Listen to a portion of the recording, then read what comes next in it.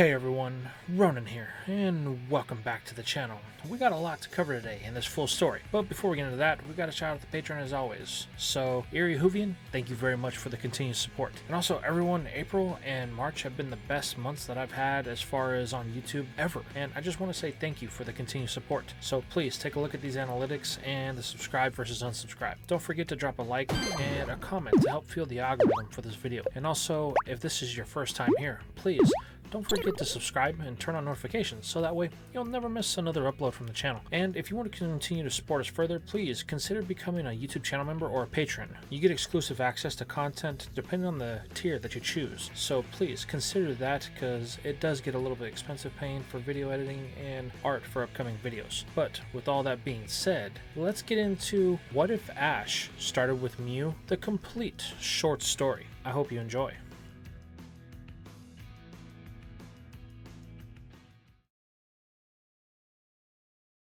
What's up, everybody? Welcome to the first ever Ronan Charizard short.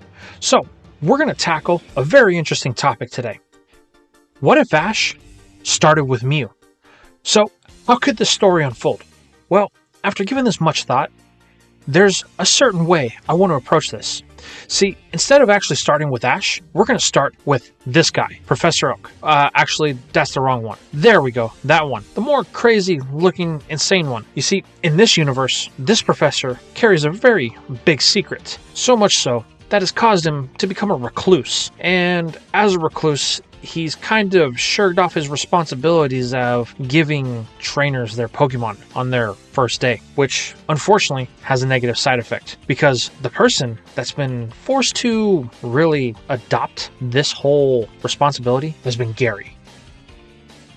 Gary really had to start doing this right around the age of 6. So for the first 4 years of his whole existence in the Pokemon world, he was spent really caring for his grandfather. So with Gary taking up his grandfather's responsibilities, it had a really negative effect because him and Ash never really developed a rivalry. Gary's a lot more serious, a lot more mature in this timeline, and that's going to affect him when he has to go out on a journey because just like everybody else at 10 years old, he's going to want to leave and he's going to get Squirtle just like in the normal timeline, but that's going to leave his grandpa all alone with no one to do the duties for him. So, this is going to put us firmly in the date when Ash gets his first Pokemon. But here's the catch. Ash still wakes up late. So late, in fact, that he misses everybody. Gary, the other 2 trainers from Pallet. Rushing over to Professor Oak's lab, he gets there, and the lab is kind of disarray. But it's not because it was attacked or anything. It's just the upkeep has really been hard to maintain with Gary being the only one to do the things his grandfather has done. The lab is so bad, as a matter of fact, that Pokemon trainers don't even keep their Pokemon there anymore. It's kind of just a hollowed husk of its former self. With Ash arriving here, he's going to be forced to kind of poke around in the dark by himself. He can't really find Professor Oak. He doesn't know where he's at. And after really surveying the entire property, Ash comes to the conclusion that there's no one here. Professor Oak is gone, and with Gary gone, Ash doesn't really have any way to get a Pokemon. So, Ash is trying to figure out how he's going to get his first Pokemon. And unwilling to really take no for an answer, even if there is nobody left in the lab, Ash heads back inside. There's got to be at least one Pokemon in this place that he can use to take on a journey. Well, headed inside, he's got to make his way through kind of a maze of just stuff that's laying around. Professor Oak becoming a recluse, he's kind of become a hoarder, so it's hard to find things. And with Ash looking around, trying to climb over things and stuff like that, it's really gonna turn into a situation to where things start to happen. And he starts to question if he's losing his mind because flashes of light appear here, there, when he thinks he sees something, but it's not really there. Kind of like somebody's playing a trick on it, but he's not really sure. That is, until he gets to the main part of the lab, and he finds a device that has one Pokeball in the center of it. So, Ash is pretty excited. You see, this Pokeball is the one thing that he's been looking for. So he wastes no time in rushing up to open it. Unfortunately, he's met with nothing but disappointment because the Pokeball is empty. Ash has no idea what to do at this point. And he's going to get a surprise that he wasn't expecting as an odd, orange hair, thick, mustache-clad man appears before him that seems to be shiny on the dome, if you know what I'm saying. Turning, Ash is kind of surprised at who this Pokemon is. He's dressed like a professor, but he doesn't really know if it's Professor Oak because he's never met him before. So, in this one, Ash has to deal with this strange person that he's met, who's kind of awkwardly eyeing the boy up and down. Ash asks him if he's Professor Oak, which the guy kind of sheepishly responds, "No, he's nothing like that crazy old coot. He is the respectable Professor Namba." Ash asks him if he has anything to do with the distribution of Pokemon on their first day. Namba has a secret to why he's there, which he doesn't want to really reveal to the boy because he wasn't expecting anybody to be there. But playing off of what the boy just told him, he decides to go along with it, saying, oh yeah, he's an old colleague of the professor, and he's here to kind of help with the duties of distributing Pokemon, trying to get rid of Ash as quickly as possible. And Ash reveals the Pokeball that he found, which Namba says, oh yeah, there's a Pokemon in it. It's just gotta be around here somewhere, thinking that that may be the prize that he's here to seek. So Namba decides that he's going to help the boy kinda look around and find this mysterious Pokemon, as Namba has a secret agenda of his own, and he's kind of, under a crunch because his employer expects results and they need to be now. But he can't really reveal that to Ash at this current point. So the two decide to kind of spread out. After all, 4 eyes are better than 1. And Ash talks about how he was noticing some strange things happening around him while he was looking around the property trying to find Professor Oak. Namba says he hasn't noticed anything like that, but he'll definitely keep his eyes open. And then one of the giant stacks of just clutter decides to start wobbling and falling towards Namba.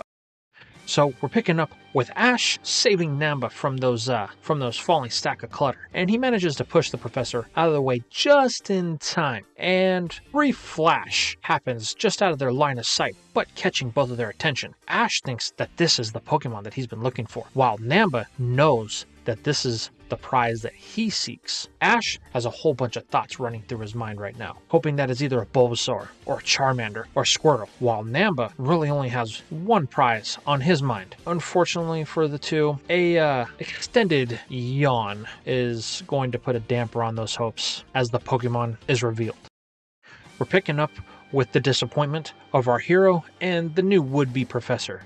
You see, the Pokemon that was revealed to the two is none other than just a regular Slowpoke, who is slow to the response. Ash is kind of disappointed about this. This can't be the Pokemon that belongs to the Pokeball. While Namba isn't quite sure, kind of pulling out a device from his pocket that he built specifically for the task that he was sent here for. Unfortunately, it's not getting any readings, and Ash doesn't really know what to do. It's at this point that Namba knows that he needs to get the boy out of here. So he recommends that he try to recall the Slowpoke with the Pokeball, and that would tell Ash if that's the Pokemon that belongs to it or not. So, with no other option, Ash recalls it successfully, much to Namba's relief and Ash's dismay.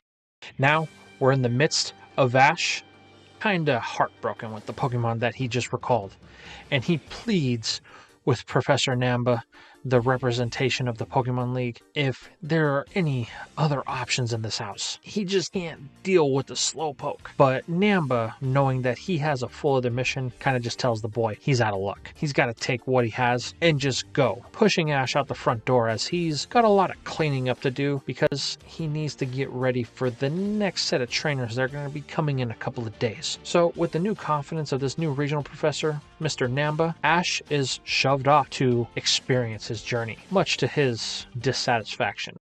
So now Ash finds himself at home, and he's met with his mom, Delia. The doting young mother is ready for Ash, having all of his stuff packed, trying to figure out the disappointment on Ash's face. Then he reveals his new friend, Slowpoke, who just looks at the young woman and gives a brief yawn followed by a look of just pure cluelessness. Delia finds this cute, being a mother, telling Ash not to count his Pokemon out. He doesn't know what secrets it may have, and that's part of the fun of being a Pokemon trainer. They're not all cool rock stars that are advertised on TV. Sometimes he's got to turn them into the rock star. So, with that and the vote of confidence from his mother, our young hero sets out from Pallet Town, ready and willing to kind of face the journey that he's got ahead of him. Now, if things haven't started differing from canon that much already, this is where we're going to take, well, a lot of major shifts. You see, because now that Ash doesn't really have Pikachu, he doesn't really have a delay. I mean, yeah, he woke up late and he missed everyone. But now he's not struggling to get Pikachu to go with him. He's just kind of hitting the road with Slowbro and his Pokeball. That is, until he comes across a Pokemon that he's decided that he may want to add to his roster. However, he's going to have to battle it first. And just like in canon, this is the typical Rattata he finds just outside of Pallet Town. So he decides to call on his starter, the lovable, dull Slowpoke, and he engages with battle with it. Unfortunately, Ash isn't really that intelligent in this universe, because he decides not to use the Pokedex to figure out exactly what moves his starter knows. And we're back. Now, considering he doesn't really have that much experience with a Slowpoke, considering they're not really native to the area around Pallet Town, Ash just really starts calling for moves that he knows. Vine Whip, Ember, Water Gun. You know, the things that the typical starters would know that Ash would think that this Slowpoke might know. But he does hit pay dirt because it just so happens that, well, this Slowpoke happens to know Water Gun because it's a water type. Or at least Ash thinks it's a water type. He's not really sure of the typing. However, this is really the only move that Ash can call for. That is until Slowpoke starts doing something weird. It starts taking its fingers back and forth. And then all of a sudden, it erupts with a thunder, roasting the Rattata, allowing Ash to throw a Pokeball and successfully capture his first Pokemon. Now, Ash really isn't sure of what just happened there. He didn't think that this thing was an electric type, yet it knows thunder. But he's not complaining. He's got his first catch in the bag, and he's going to be allowed to, move on. Now, there's going to be a couple of things that happen here that differ from the main timeline. You see, because he was able to get his first capture in the Rattata, he's not really frustrated, which means he's not going to attack the Spearow, which isn't going to lead him to Misty, so they're just going to bypass each other altogether. And that's just going to really allow him to make it to Viridian City really unscathed. No problems, not really any issues whatsoever. Which is going to also allow him to bypass Jesse and James and their attack on the Pokemon Center. But just because he missed those two buffoons doesn't mean there's not two other buffoons that may be hot on his tail. Now, it's at this point that Ash has really made it into Viridian Forest. You see, he doesn't really know about the Pokemon League at this point, so he wouldn't think to stop at the gym in Viridian City or even ask any questions. So he makes it to Viridian Forest, and this is where he's going to get the chance to actually meet his first real battle of the anime, Samurai. Now, Samurai isn't really an opposing opponent, but Ash really hasn't had any engaging battles at this point. So the two are going to really square off, and this is where Ash is going to try and use his Rattata to beat Pinsir, and, well, it's not going to really end that well for the Rattata, as Ash hasn't really used it in any real battles. But that's when he decides to call on his starter. And when he declares, "Slowpoke, I choose you," what emerges from the ball isn't what he really expected. As the light fades from Ash's starter emerging from its ball, Slowpoke is clearly no longer there. In fact, it's a Pokemon that Ash really isn't familiar with. Taking out his Pokedex, he learns that this thing is known as a Magmar, a fire type. Ash isn't really sure what's going on here. You see, he's pretty sure he left Pallet Town with a Slowpoke, but now he has this Magmar, and he's not really understanding what's going on. His frustration or his cluelessness, whatever you want to call it at this point, is kind of starting to get to him. And then that ticking thing with his fingers on his starter starts to happen again. And this now Magmar, which is clearly a fire type, decides, well, you know what? It's going to use a Hydro Pump, and it one-shots Pinsir. And the same thing really happens for Metapod. So, with Samurai defeated, Ash really doesn't know what to do from here. Samurai just kind of moves on because Ash one-shotted him. He doesn't really have a disrespect like he did in the original. He's just more annoyed that another trainer from Palette beat him, while Ash is kind of left dumbfounded, confused.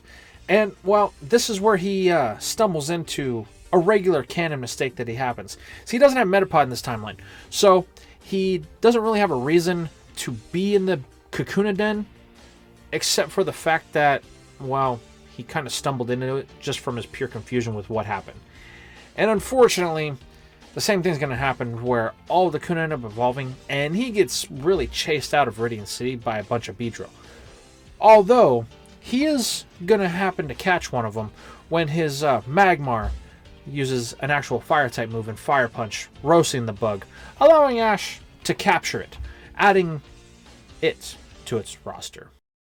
Now, it's at this point that Ash has made his way out of Viridian Forest. Unfortunately, the surge of Beedrill has captured the attention of some people we mentioned in a couple of parts back. And that's going to be, well, the members of Team Rocket that are chasing Ash. And that would be Cassidy and Biff, or Butch, or Botch, or whoever the hell he is. Anyway, see, these two have been tailing him for a while now. And they haven't really been sure where he's been, because Ash was kind of aimlessly lost in Viridian Force. But the kick-up of all the Beedrill allowed them to kind of locate their prey. Just because, well, Namba asked them to keep an eye on him. Just for the simple fact that Namba was looking for something in particular, and even though he hasn't made much progress in the Oak Lab, he still hasn't found it. So, just out of an abundance of caution, their orders are to make sure Ash doesn't have it. Now, with these members of Team Rocket watching from afar, Ash ends up on the edge of Pewter City. This is where he finds a rock salesman who is trying to sell rocks, which Ash doesn't really understand. Now, he's not really disrespectful to the guy, but he really doesn't see the interest in rocks, and come to think of it, he doesn't really see the interest in Pewter City. So he asks the old guy, what's the draw here? And this is where Ash finds out about the Pokemon gym.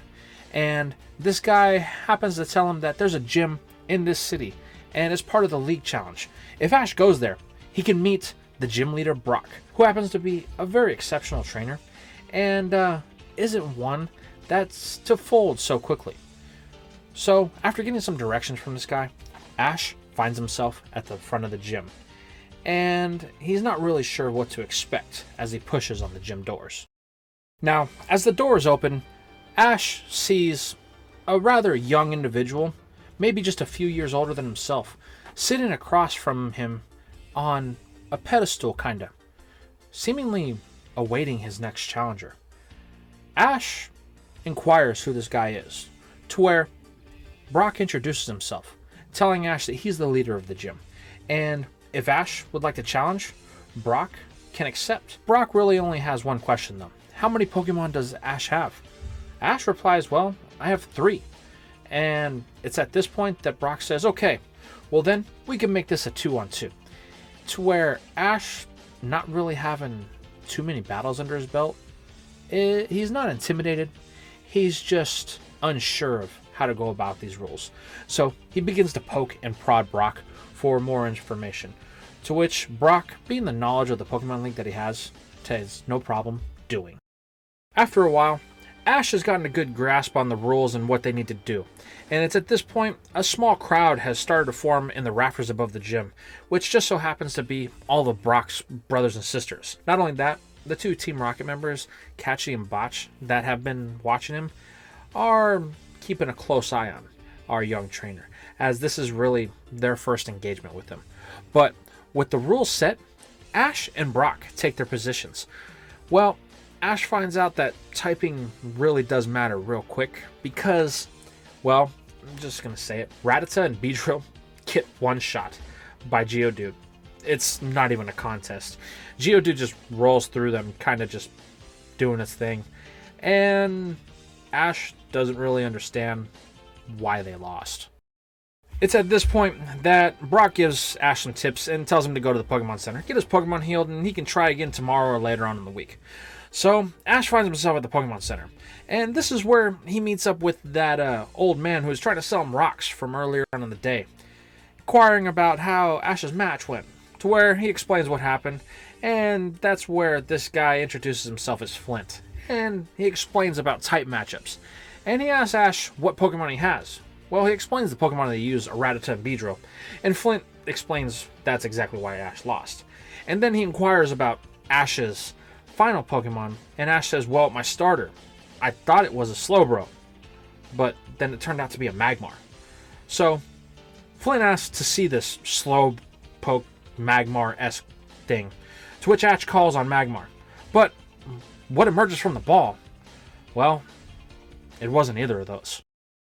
Well, right dead in the middle of the Pokemon Center, Ash lets an Onix out of the ball, which Ash has no idea what this thing is. But Flint, well, he's vastly familiar with this Pokemon, as he seems to be somewhat of a rock specialist himself. It's here that he doesn't know what kind of game the kid is playing, but he explains, listen kid, if you want help to beat Brock, I can show you exactly how to beat him. And it just so happens that Onix is a Pokemon that I have a lot of experience in. So they go through the thing where Flint helps him hone his skills with his Rock Snake starter, even though Ash swears that it was a Slowpoke and then a Magmar. But Flint just ignores this, thinking the kid has been seeing things. And after a night or two of training, Ash finds himself back at the gym. Now comes the day of the gym battle, and Cashley Butch are watching very, very intriguingly, as they've got orders from Namba not to let Ash out of their sight. Now, they weren't there for the emergence of Onix, but they did watch Ash train with it. So they know that his starter is Onix, so that's what they're expecting, as they really haven't received much other information from Professor Namba, as he's still rummaging through Oak's lab. But the battle goes through, and Ash chooses to go with his Rattata, and he manages to make some good progress, even though it did take an L to Geodude. It did cause a decent amount of damage. This is where Ash decides to send in his Rock Snake, Onix. While Onix does emerge from the ball, it's quite odd because it starts using moves that an Onix shouldn't even know, like Razor Leaf, and something called an Iron Tail, which neither Brock or Ash has ever heard of. Now, it's when Onix finally sinks a Fire Blast on a Geodude that it really gets knocked out.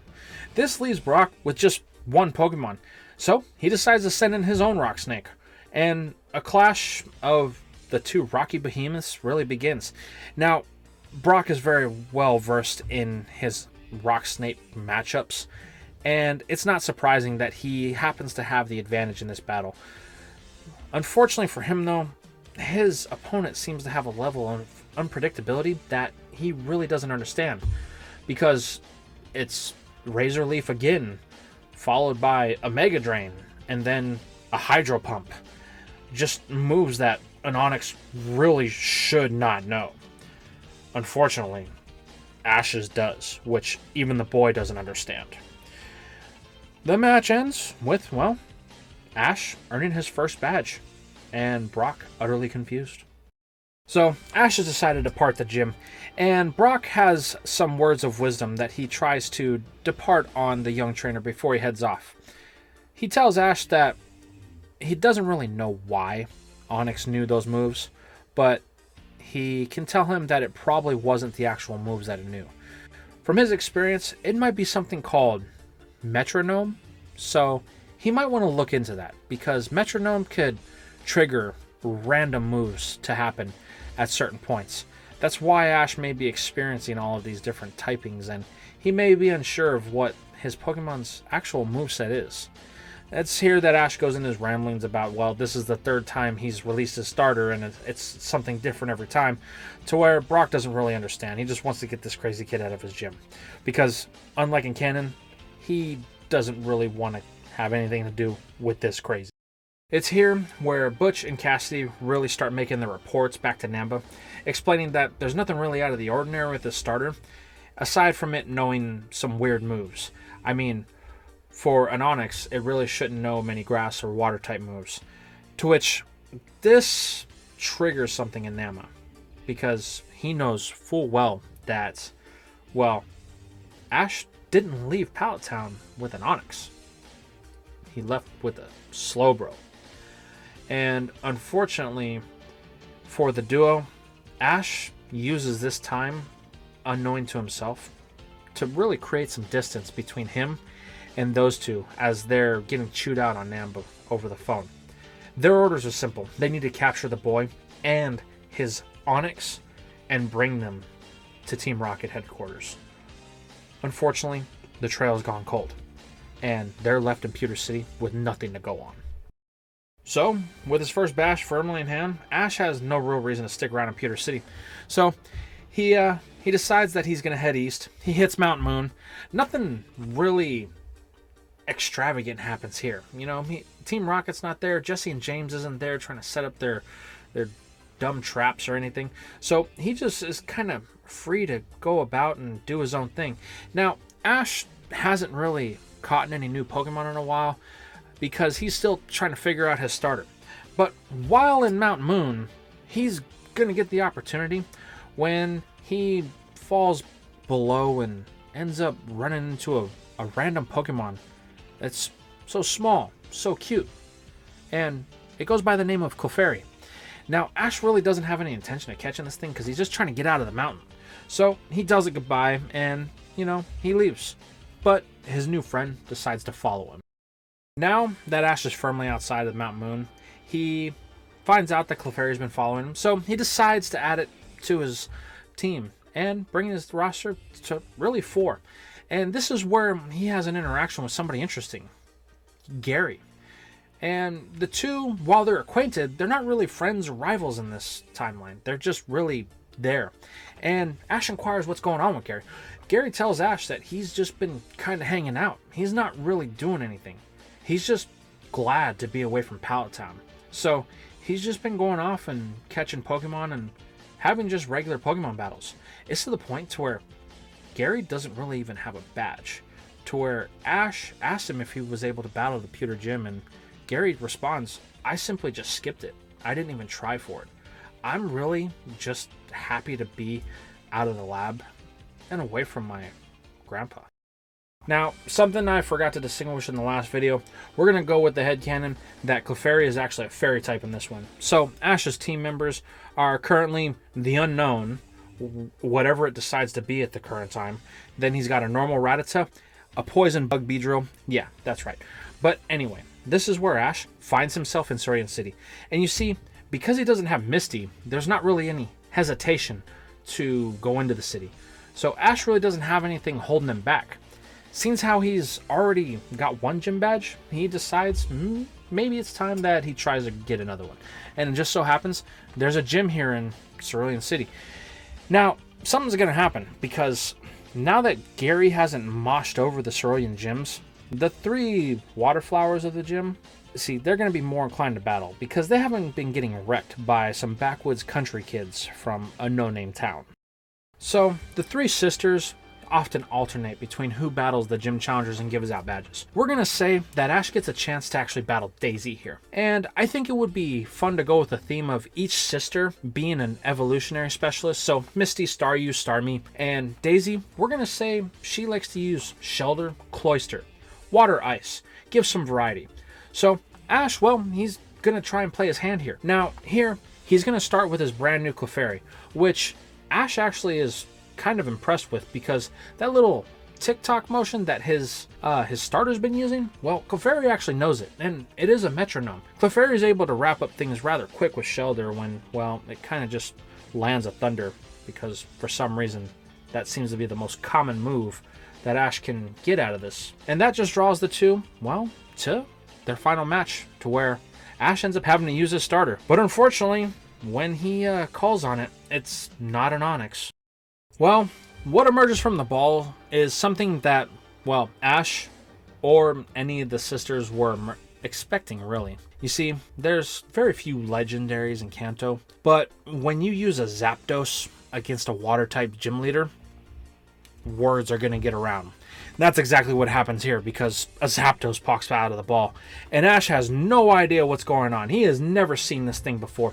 He is just as clueless as the other three. But they're clueless because they want to know how a kid with one gym badge has a Zapdos, to where he's clueless because he wants to know what the hell this thing is and how it got in his Pokeball.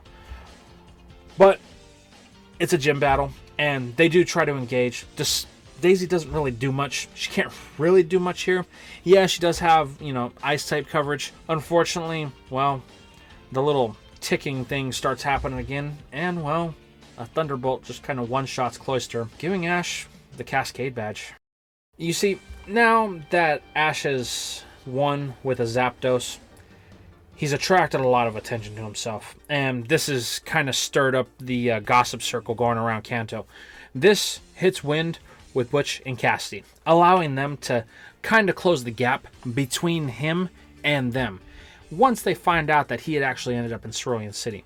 Now Ash, on the other hand, he's moved just outside of Cerulean City, and he's heading south to Vermilion City, just so he can kind of get away from the buzz that was happening in Cerulean, because every news reporter, anybody who was any significance, wanted to talk to him. And well, being a 10-year-old kid with a Pokemon that he has no idea what's going to come out of the ball next is really starting to weigh on him. And he's not really sure what he's going to do next. Alright, now we're picking back up with What If Ash Caught Mew. So right now, we find ourselves with Bith and Cassidy in Cerulean City. They are hot on the tail of Ash, considering, all the stuff that's been going around about this trainer that has this legendary Pokemon that he managed to basically wipe out the population of one of Kanto's gyms. And they know that this is the Pokemon they've been looking for. They know that Ash is the trainer that they seek. However, what they don't know is exactly where he was going, because once they get to the gym, they find out the hard way that they're a little bit late, just like usual, because Ash has been gone for several days at this point, as it takes them a little while to get the information from the gym leaders, who are now just pouting about because they took that devastating loss to the young boy. However, Butch and Cassidy aren't dumb, because they know that there's a pattern starting to form here. You see, Ash has hit 2 of the gyms in the Kanto region, and the next closest gym to the Cerulean gym is going to be the one in Saffron City. So that's got to be the one that Ash is hitting next, right? Well, it's their best guess, and it's their only real lead, because Ash didn't tell anybody where he was going, considering the fame that he's been trying to avoid. So those two, they set off post-haste, in hopes that they may capture, or at least catch up to the trainer that they've been trying to get, and in the process win some favor back with Namba and the boss, who is now beginning to make himself known. So, while Butch and Cassidy are off trying to find Ash, we actually get to pick up with Ash, who's gotten lost in the woods. You see, right now, his current team is his legendary Zapdos, his Rattata, his Clefairy, and his Beedrill. It's here he finds himself at a point to where he can't really get out of the woods. He's trying to make his way to Vermilion City, because he heard that there's another gym there, and he wants to test his electric type against this supposed electric type gym. So, he figured that would be the best bet to see if this Zapdos is really as strong as it seems to be. But he's going to get a little sidetracked on the way when he stumbles across a hidden village of sorts that is home to a bunch of Pokemon that have been injured by past trainers. And, well, it is guarded by a very stubborn grass type. That's right. Here, we're going to get a chance for Ash to encounter Bulbasaur. Now, the things that are going to happen in canon happen as usual, to where Ash and Bulbasaur kind of start off on a rocky relationship. But in the end, it realizes that it should get the chance to join Ash, because it's really grown all it can in the Hidden Village. So, Ash decides to battle it. However, this time, he doesn't use his Zapdos, because he kind of wants to keep it in the ball for the time being. So, he decides to go with Rattata. Now, while Rattata is a bit of an odd choice here, it has been wanting to battle as of recently, and it really has gotten a little stronger because of all the time that Ash has been spending with it while he's been, well, lost in the forest, and especially using it to get through small places to see where him and it could find a way out. Now, the battle with Bulbasaur isn't really one that's going to be super easy for Ash. It does take a little bit of nuance and a little bit of strategic approach from Ash, but eventually he's able to use Rattata's smaller size to get around things like Vine Whip and Razor Leaf, landing a Super Fang on Bulbasaur and getting the blow that'll allow him to capture it, adding the Grass Poison type to his team. So with that, Ash decides that he's going to move on from the Hidden Village, and he's got one more stop to make, and that's going to be, well, the lighthouse that he hit in Canton. You see here, this is where he would have normally caught Krabby, which I think would be a fun catch, but I think we should give Ash something a little bit more interesting, something that he really wouldn't have a clue on how to raise, because he doesn't really have a clue at this point. So we're going to give him a Magikarp. Now, Ash isn't going to catch this Magikarp Ash isn't going to just catch this Magikarp all willy-nilly. No, this is going to actually come off of the battle that he has with Krabby. You see, he's in the midst of trying to capture it with the stick that he used in Canton, but we're going to just change one thing here. That giant Dragonite that tries to see Bill at the lighthouse is going to surface here, and the wake coming from its surfacing is going to wash a bunch of Pokemon into shore. Just as Ash throws the ball to catch Krabby, well, he's going to actually miss it because the water is going to take Krabby out, but replace it with a Magikarp. And it's going to make Ash's life a little bit more difficult because now he has a Pokemon that's essentially useless from everything that he's heard. So he's not really going to know what to do with it. But he's not going to give up on it. Magikarp is his Pokemon, so he's going to do whatever he can to work with it. And speaking of which, he's not going to be able to stick around because he does have to get to Vermilion City. Now, we're going to pick back up with Butch and Cassidy. Well, they've made it to Saffron City, and let's just say they have a harebrained scheme that's going to allow them to capture their prey. See, they decide to try and set up shop around the Saffron Gym, not really caring about the gym leader itself, but they want to make sure that they can cover everything from all angles. So, over the course of the night, they spend some time setting up some cameras and visual equipment, so that way they can see all angles from the gym, and they can get a good shot of when the boy finally does show up. Unfortunately though, after they get done with this task, they're going to be met with something that really weren't expected, and it's going to be playtime for the duo, if you understand what I'm saying. Well, now we pick up with Ash, and he has finally made it to Vermilion City. He has one thing on his mind. He wants to challenge Lieutenant Surge for his 3rd gym badge, and he enters the gym just as he normally would. You see here though, Ash doesn't really have Pikachu, so it's not going to be really a contest of evolution and power here. It's more along the lines of Ash really just wanted to test his electric type against Surge's electric type, considering he's supposed to be the best specialist in all of the Kanto region. But when he gets in there, Surge is in the midst of a battle, and well, the kid isn't doing too hot, and when Raichu just happens to overcharge a Rattata, sends it to the Pokemon Center, which causes Ash to think twice about his current endeavor. Alright, next part. Now, Ash is thinking about his current endeavor with the battle of Lieutenant Surge. However, that battle that just happened with the Rattata, well, it doesn't sit well with a member of Ash's party, and that's his own Rattata. You see, it hearing the cry of its kind as it loses the battle triggers it, forcing it to pop out of the Pokeball. And this gets the attention of Surge and his cronies as they were laughing about how weak that trainer was, and he was just a baby. Well, in the case of Ash and his Rattata, this is going to draw their attention. And, well, let's just say Surge isn't exactly one for political correctness, if you will, and he makes that very known when he tells Ash that, well, he's a baby, and well, his Rattata is even more of a baby than the last one that he battled. Now, Surge's approach to Ash kind of triggers the boy, and you know how hot-headed Ash can get in his earlier days. Well, here, it's not going to be much different. As well as Rattata. They're both itching to get a chance to battle with Surge. However, Ash quickly remembers the reason why he came here. He wanted a chance to battle electric types versus electric types. So, he immediately asks if this could be a 2-on-2 battle. Surge has never really had anybody request a 2-on-2 battle, considering most people just get knocked out after the first battle with this Raichu. But he's not going to deny somebody their request for a very quick and honorable end. So he accepts, and he reveals his 2 Pokemon, super confident in him. One being Magmite, and the other being his Raichu that just flattened the other Rattata. Well, now we find ourselves at the start of the battle. Ash and Rattata with his secret weapon versus Surge and his Magnemite and Raichu. Surge starts things off with his Magnemite as he wants to save Raichu for the definitive end, but Ash isn't wanting to start things off small, considering Rattata really only has its eyes set on one battle, and that's with Raichu. So he decides to send in the secret weapon, knowing that if it can't win, it could at least give him an advantage, taking an early lead. However, when he calls upon his Zapdos, once again, like clockwork, Ash ends up with something that he wasn't really expecting. One of the most underrated Pokemon in my opinion, and one of the funnest to try and use in an actual playthrough. Ash has himself a nice grass bug type Paris, who seems to be very meek according to what Ash describes, after he gets over the initial shock of, well, not really knowing what this Pokemon is or what it does. However, that's okay, because he uses his Pokédex to realize what it is, and it gives him an idea of what he's going to be able.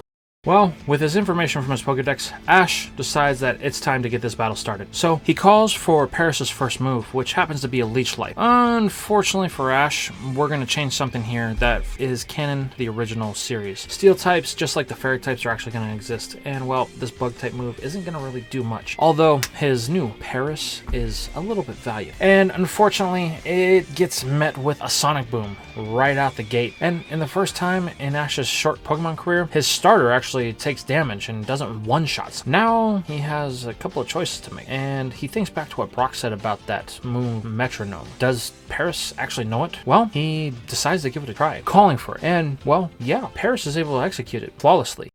However, the move that comes out isn't one that Ash was hoping for. No type advantage, no real damage at all. One that's very simple, a growl, that's it. And unfortunately, this allows Surge to capitalize with another Sonic Boom, actually KOing Ash's starter, being the first one to take it out. And well, fortunately for Ash, he wasn't really expecting the battle to end so soon, leaving just Rattata pick up the slack. Well, once he recalls Paris with its swirls in its eyes, Rattata jumps in. It knows that it has to get through this Magnemite in order to get to Surge and his Raichu. So that's what the little mouse intends to do.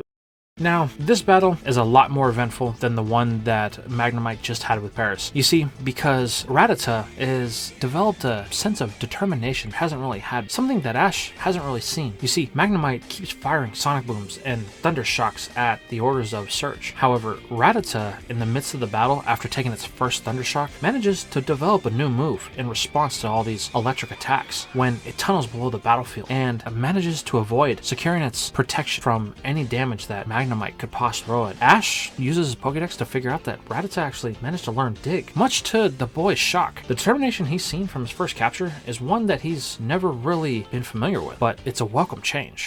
From here, things pick up quickly with the battle between Rattata and Magnemite, and Ash is managing to use its new tunneling ability to his advantage, quickly taking the victory over the Steel type and giving him his first win. However, though, this comes at a cost when Magnemite is recalled, and it's revealed that Rattata is breathing heavily. And unfortunately, well, Raichu is able to get in and kind of end it very quickly, forcing Ash to call his rat and head to the Pokemon Center to try and get some sort of medical attention for it. Unsure of how he's going to be able to approach the rematch, considering his whole plan going in, well, it changed with every Pokemon that he chose.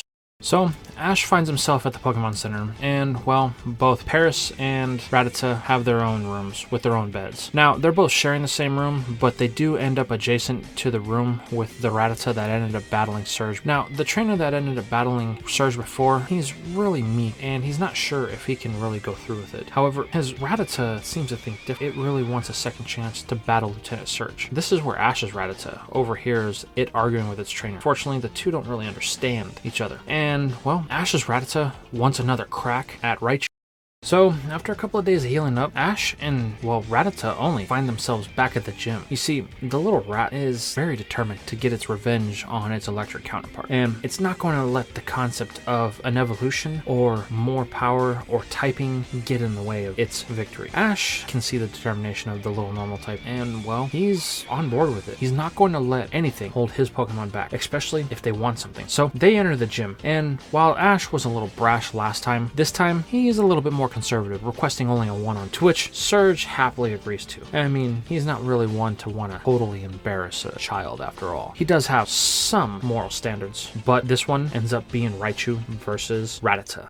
Now, while Brock isn't here like in canon, there is one thing here that we're going to use from his original strategy. It becomes quickly apparent after Ash talked with the other trainer that Raichu lacked one critical thing, and that was speed. So Ash decides to use this to his advantage and uses Rattata's quick attack combined with its dig to outpace most of Raichu's moves. This is really just their tactic to tire the big log out, forcing it to use all of its electricity as quickly as possible. Unfortunately though, electricity does eventually find a a target. And when Rattata surfaces prematurely at one point, it's hit down with a thunderbolt that seems to give it, well, a one shot. And it gets to the point to where, well, the referee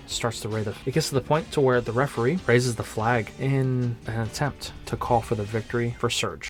However, as the flag begins to raise, a light bays the arena as Ash's normal rat decides that it's not over yet. And, well, it didn't want to have evolution be a playing factor, but its determination is something that, well, it's not going to let Raichu walk away with the second victory. And its will alone triggered its evolution into Eradicate. This gives Ash a little bit of hope, as Eradicate is far more aggressive than its evolutionary counterpart. And it shows so with its far bigger teeth, as it presents far more aggression towards its opponent. Surge and Raichu welcome this challenge, telling the ref to hold off. They want a definitive win here, so they're going to take this battle, and they will make sure that they are the victors.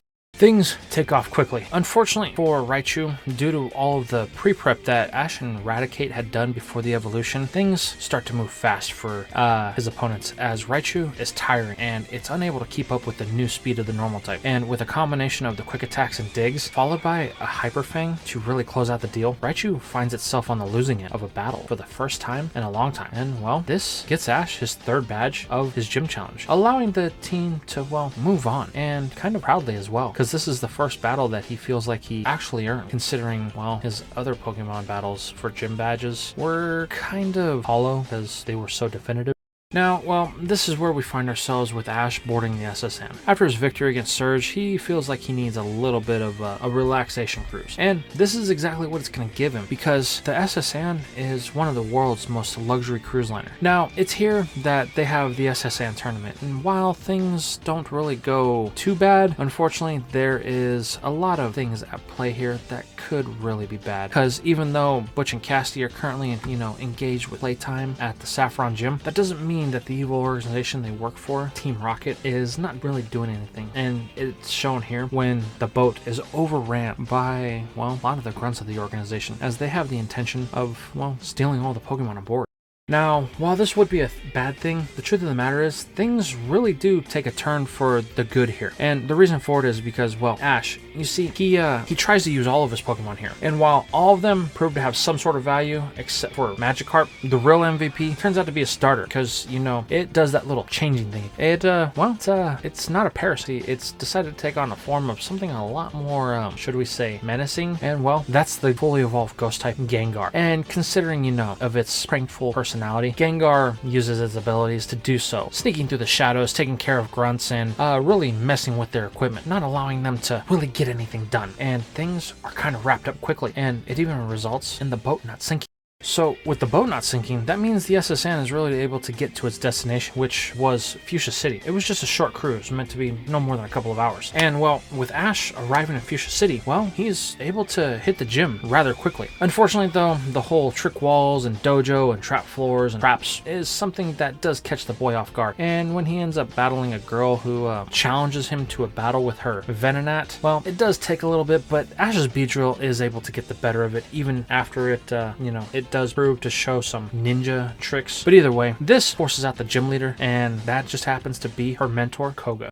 Now, things are going to change drastically here, because Team Rocket, Jesse James and Meowth, they're not there to get involved, which means Ash's battle is going to be, well, a rather clean one. And while this is going to allow Ash to really just get through it, you see, things are going to start off really quick with Ash's Beedrill versus Koga's Venonat, which kind of immediately evolves into a Venomoth. And while that battle does take a little bit of time, eventually the Venomoth is able to get the best of Beedrill, because Venomoth does have some Psychic-type attacks. This leaves Ash with, well, just one Pokemon. And unfortunately, there's only one that he feels like he can really rely on. While Eradicate is kind of powerful, he doesn't feel like it would be able to stand up to something like a Venomoth, so he's forced to revert to old reliable, happen to be a starter. Unfortunately, it's not the ghost type he was hoping for, because while he was a little creeped out by Gengar, it proved to be really efficient on both. Unfortunately, this time, it's going to be something that he was not expecting.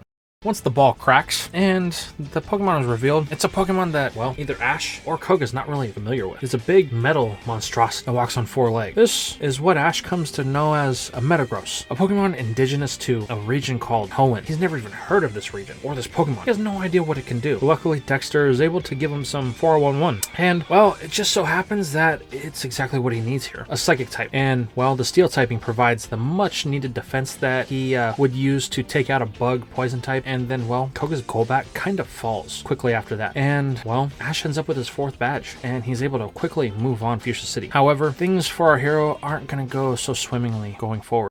You see, the word on the boat got around to where Ash was able to be the savior, and his Gengar really managed to spook the grunts of the boat. And while most of them did end up in custody, some of them were able to escape, and they were able to get back and explain to him what was going on. Namba immediately recognizes this as Ash. There's no other trainer that would have a Pokemon that could definitively defeat so many people at one time. Unfortunately for Namba, though, due to his many failures and, well, the downright disappearance of his 2 best agents being Butch and Cassidy, Giovanni, the boss of Team Rocket, has decided to step in to personally oversee the capture of Mew.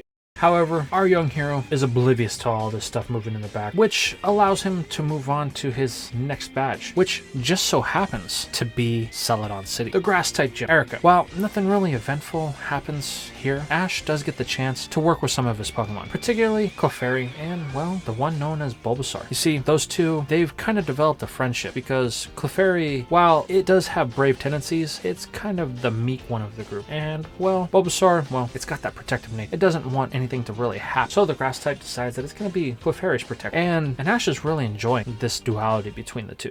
But the day comes when Ash finds himself at the Celadon gym. Now, unlike the original, we're just going to skip all that stuff where he, gets kicked out and has to cross-dress as a girl, because none of it's going to really happen, as Jesse and James aren't really there. They can't really help him with that. And not only that, but Misty doesn't want to go to the perfume shop, so Ash can just go straight into the gym. And he gets his chance to battle with Eric. Now, this battle is going to be a 3-on-3, which is a first for Ash, as all the other ones have just been 2-on-2s. And, well, Erica, she's going to lead with her Tangela, a pure grass type. Now, Ash has the perfect counter to this in Beedrill, which Beedrill is really able to pick up the win rather quickly. You see, Beedrill being a bug type and Tangela being a pure grass type, a couple of Twin Needles is able to really do the job, giving Ash an early lead. He's really excited about this, considering how wonky his last battle was, and then the SS Hand. Unfortunately, we're going to get to the next point to where Ash's Beedrill actually gets tied down a little by Erica's Weeping Bell.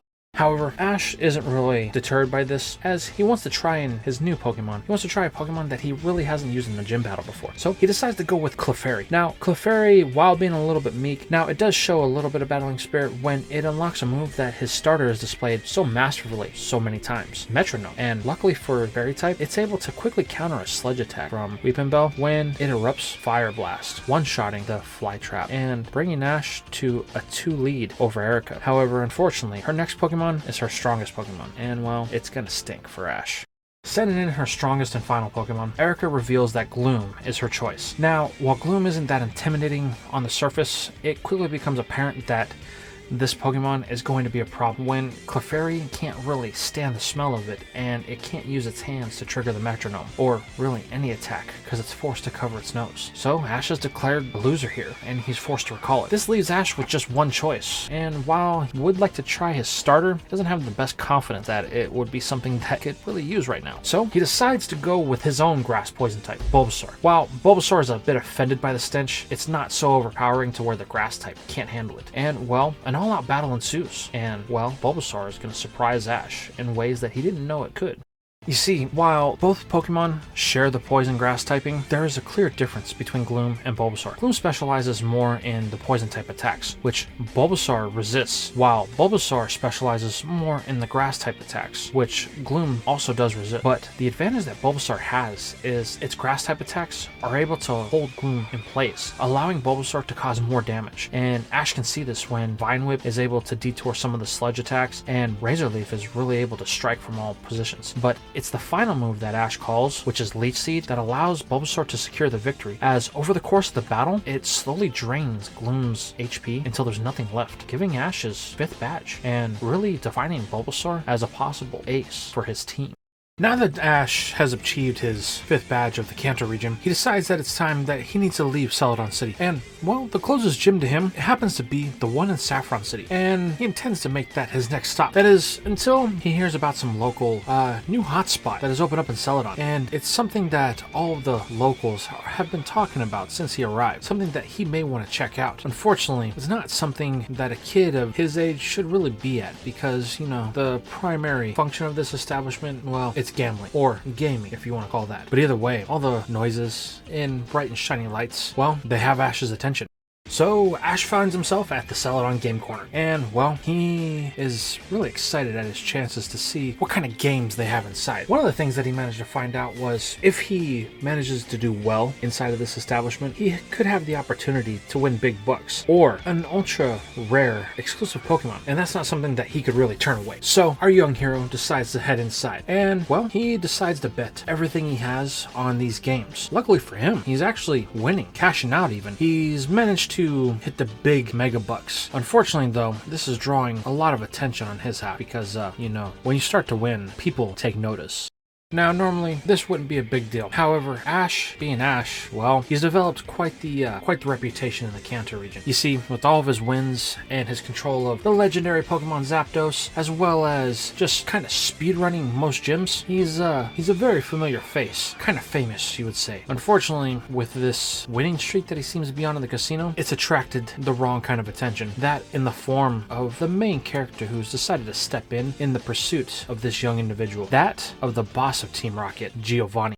Now, Giovanni's been hunting Ash for quite some time, and he can't believe the audacity of this kid. Either he is just really brazen in entering his humble establishment, thinking that he can clean out the leader of Team Rocket, or he's a complete and total idiot, and he has no idea that Team Rocket is actually after. Either way, Giovanni does not want to take any chance, because if Ash is in control of this Pokemon that he's been hunting, he needs to gain control of Ash and that Pokemon before he has a chance to slip through the fingers of Team Rocket again. So, behind the scenes, carefully, while Ash is winning, grunts and Team Rocket operatives slowly begin to fill the casino as its other patrons are slowly funneled out through the doors. And unfortunately, Ash is having such a good time winning that he fails to notice that things are about to go south for him.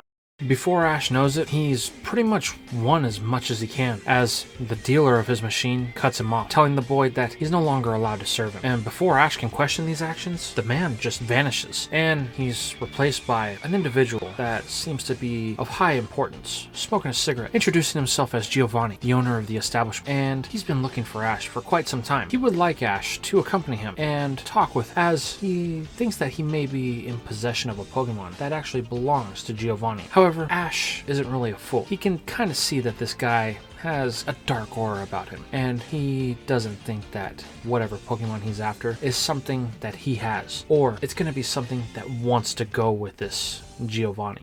Ash finds himself in quite the predicament, you see, because at the front of him stands Giovanni, and, well, all around him stands tons of people, shop employees, if you will, and all of them don't seem to be in the mind of letting Ash go from the looks of it. So he really only has one option. He first tries to leave, telling Giovanni that he's happy with all of his winnings, and you know what, even though he did win them fair and square, Giovanni, unfortunately though, this is met with resistance when Giovanni just simply snaps his fingers, and no one allows the boy to pass. Well, seeing how he really has no other option, Ash chooses that he's going to fight his way out. So he sends in his whole team of 6.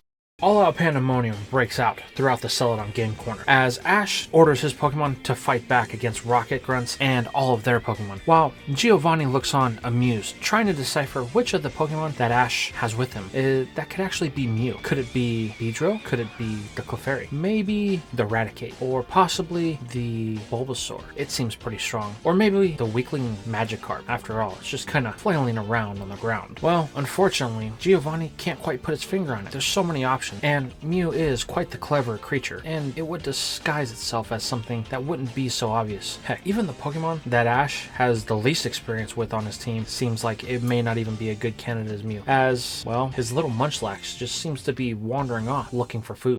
Unfortunately though, Giovanni doesn't have the patience for this. While it was amusing at first, quickly orders all of the Team Rocket Grunts to subdue each of one of Ash's Pokemon and gather them up. While this is relatively easy, since how Ash can't really divide his attention 6 different ways, it's unfortunate for the boy because he's come to realize the fact that one of his Pokemon is going to be taken away from him. And while his starter is quite the questionable character, he wouldn't want that to go. And the other ones, while not all of them have made great progress, he still has come to adore and bond them, and it's not something that he would want to happen. So he does the only thing that he really can. He pleads with Giovanni to let him go. He's got the wrong person. There's no way Ash could be this trainer that houses a Pokemon that he's looking for.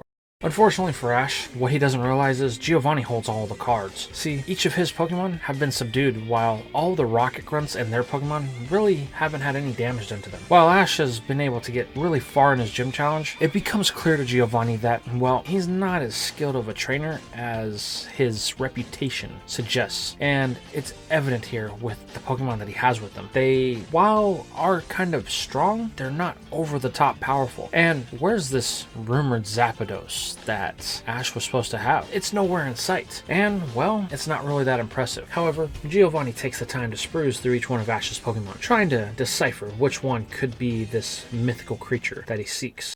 Slowly working his way down the line, Giovanni starts with Beedrill, then gets to Raticate, then Clefairy, then Bulbasaur. While Bulbasaur is a prime candidate, Giovanni quickly realizes that it's not the one he's looking for. So he moves on to the next one, Magikarp. And as the pathetic fish just kind of flails about and slaps Giovanni in the face with its fins a couple of times, irritating Boss Rocket, it's quickly ruled out as the Mew candidate. And well, Giovanni just kind of throws it on the ground and stomps on it a little bit out of the frustration that it just endured from it. Unfortunately for Boss Rocket, this isn't something that he should have done because this triggers something in Magikarp, something primal, something angry, as an evolutionary light begins to take the entire Celadon game corner by storm.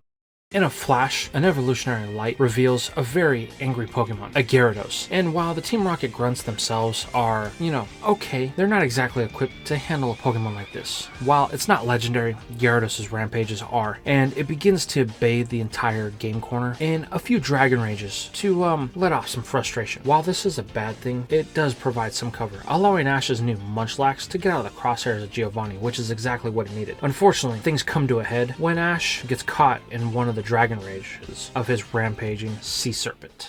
Realizing its trainer's in trouble, the Munchlax act fast, and unfortunately for everyone, it's gonna come at a cost for the little Titan tummy, as its visual appearance slowly changes, and a psychic barrier surrounds Ash and itself, revealing what Giovanni was looking for the entire time. Mew, Boss Rocket says, "I've been looking for you. I take it you've been hiding with this boy, as you don't want to be part of my experiments. But I can assure you, the goal will be greater than the parts, so why don't you join us?" Mew doesn't really say anything, except for one thing, its name. As in a flash, it, Ash, and the rest of his Pokemon are gone, with no trace left behind. Now, as the blinding light fades, there's only one thing that we are met with, and that is the pure rage and frustration of Giovanni. He did everything that he possibly could to prevent Mew from getting away. Unfortunately, his own mistakes in attacking that pathetic Magikarp and triggering its evolution into Gyarados are what caused this mishap, as due to the confusion of its rampage, Mew was able to interject itself and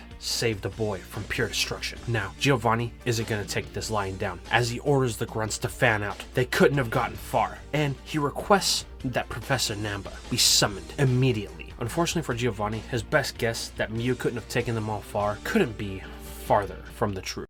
But now, you may be asking yourself, where did Ash actually end up? Well, Mew took them to a place to where it's been a long time coming. You see, Ash, once he's finally able to see, finds himself in the presence of someone that he hasn't seen in a very long time. That of Professor Oak, the one that's been missing since before his journey began, the one that was supposed to give him a starter, and the one that looks a little bit crazy. Now, while Ash is full of nothing but questions and he's sure that Professor Oak has them, there's one thing that the boy has to accept here. When his starter Mew, who has finally revealed himself to Ash, makes his presence known to the professor as well, and greets it as if they're old friends. Ash watches on as the professor and Mew both seem to have what It's like a conversation that carries on for a couple of minutes. It's like the two don't miss a beat. Even though this professor looks rather disheveled and he's not really sure if he can trust him, it seems that Ash's starter, Mew, can. So the boy's not going to have any choice but to go along for this for the time being. And this is where he is finally addressed by a person, but not Professor Oak, as he seems to have just completely ignored Ash for the time being so that way he can catch up with Mew. It's by someone else, a bald old man with glasses who speaks to Ash in riddles, wondering why he is in his gym, ordering him to do something about his Gyarados that is destroying its surroundings.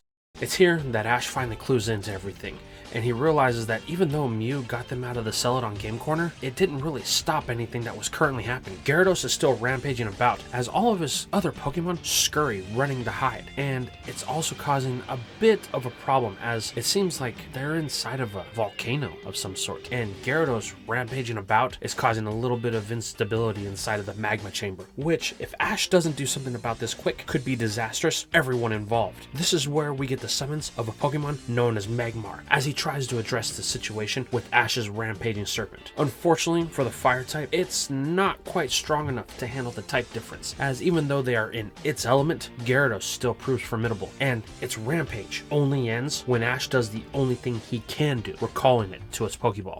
Now, with that disaster slightly averted, Ash makes the attempt to start recalling all of his other Pokemon, except for his starter Mew, as it and Professor Oak seem to be completely entranced with their conversation, ignoring everything else that's going on around them. However, there's one person that's not ignoring things, and that's the bald man with the Magmar standing next to him, as he is extremely upset that Ash had basically snuck into his gym and, well, destroyed it, or at least his Pokemon did. So he demands to know answers. Why would he attack the gym leader and the gym of Cinnabar Island? Wait, gym leader? Who are you? Ash says. My name is Blaine, and I want to know why you thought it would be a good idea to attack one of the highest ranking gym leaders in all of the Kanto region.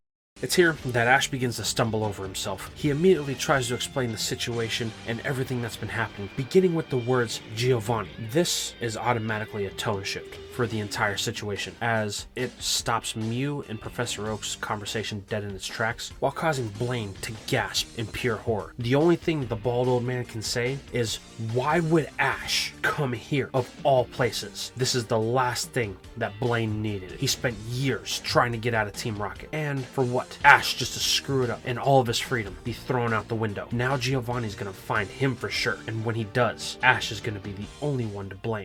Blaine continues to tear into the boy, while Ash just sits there dumbfounded, unable to really say anything. He doesn't know what's going on or anything that's happened. Luckily for him, Oak is the one that puts a stop to this, telling Blaine that he needs to calm down. It wasn't Ash that came here, it was Mew. It needed to get Ash out of harm's way, considering what was happening and the rampage of his Gyarados. Ash found himself deep inside of a situation that he had no idea of what was happening, and because of that, Mew thought that it would be best for it to get him and the rest of his Pokemon out of there. And the only place that it could come is where I was, because wherever I was is where Giovanni wasn't and didn't know about.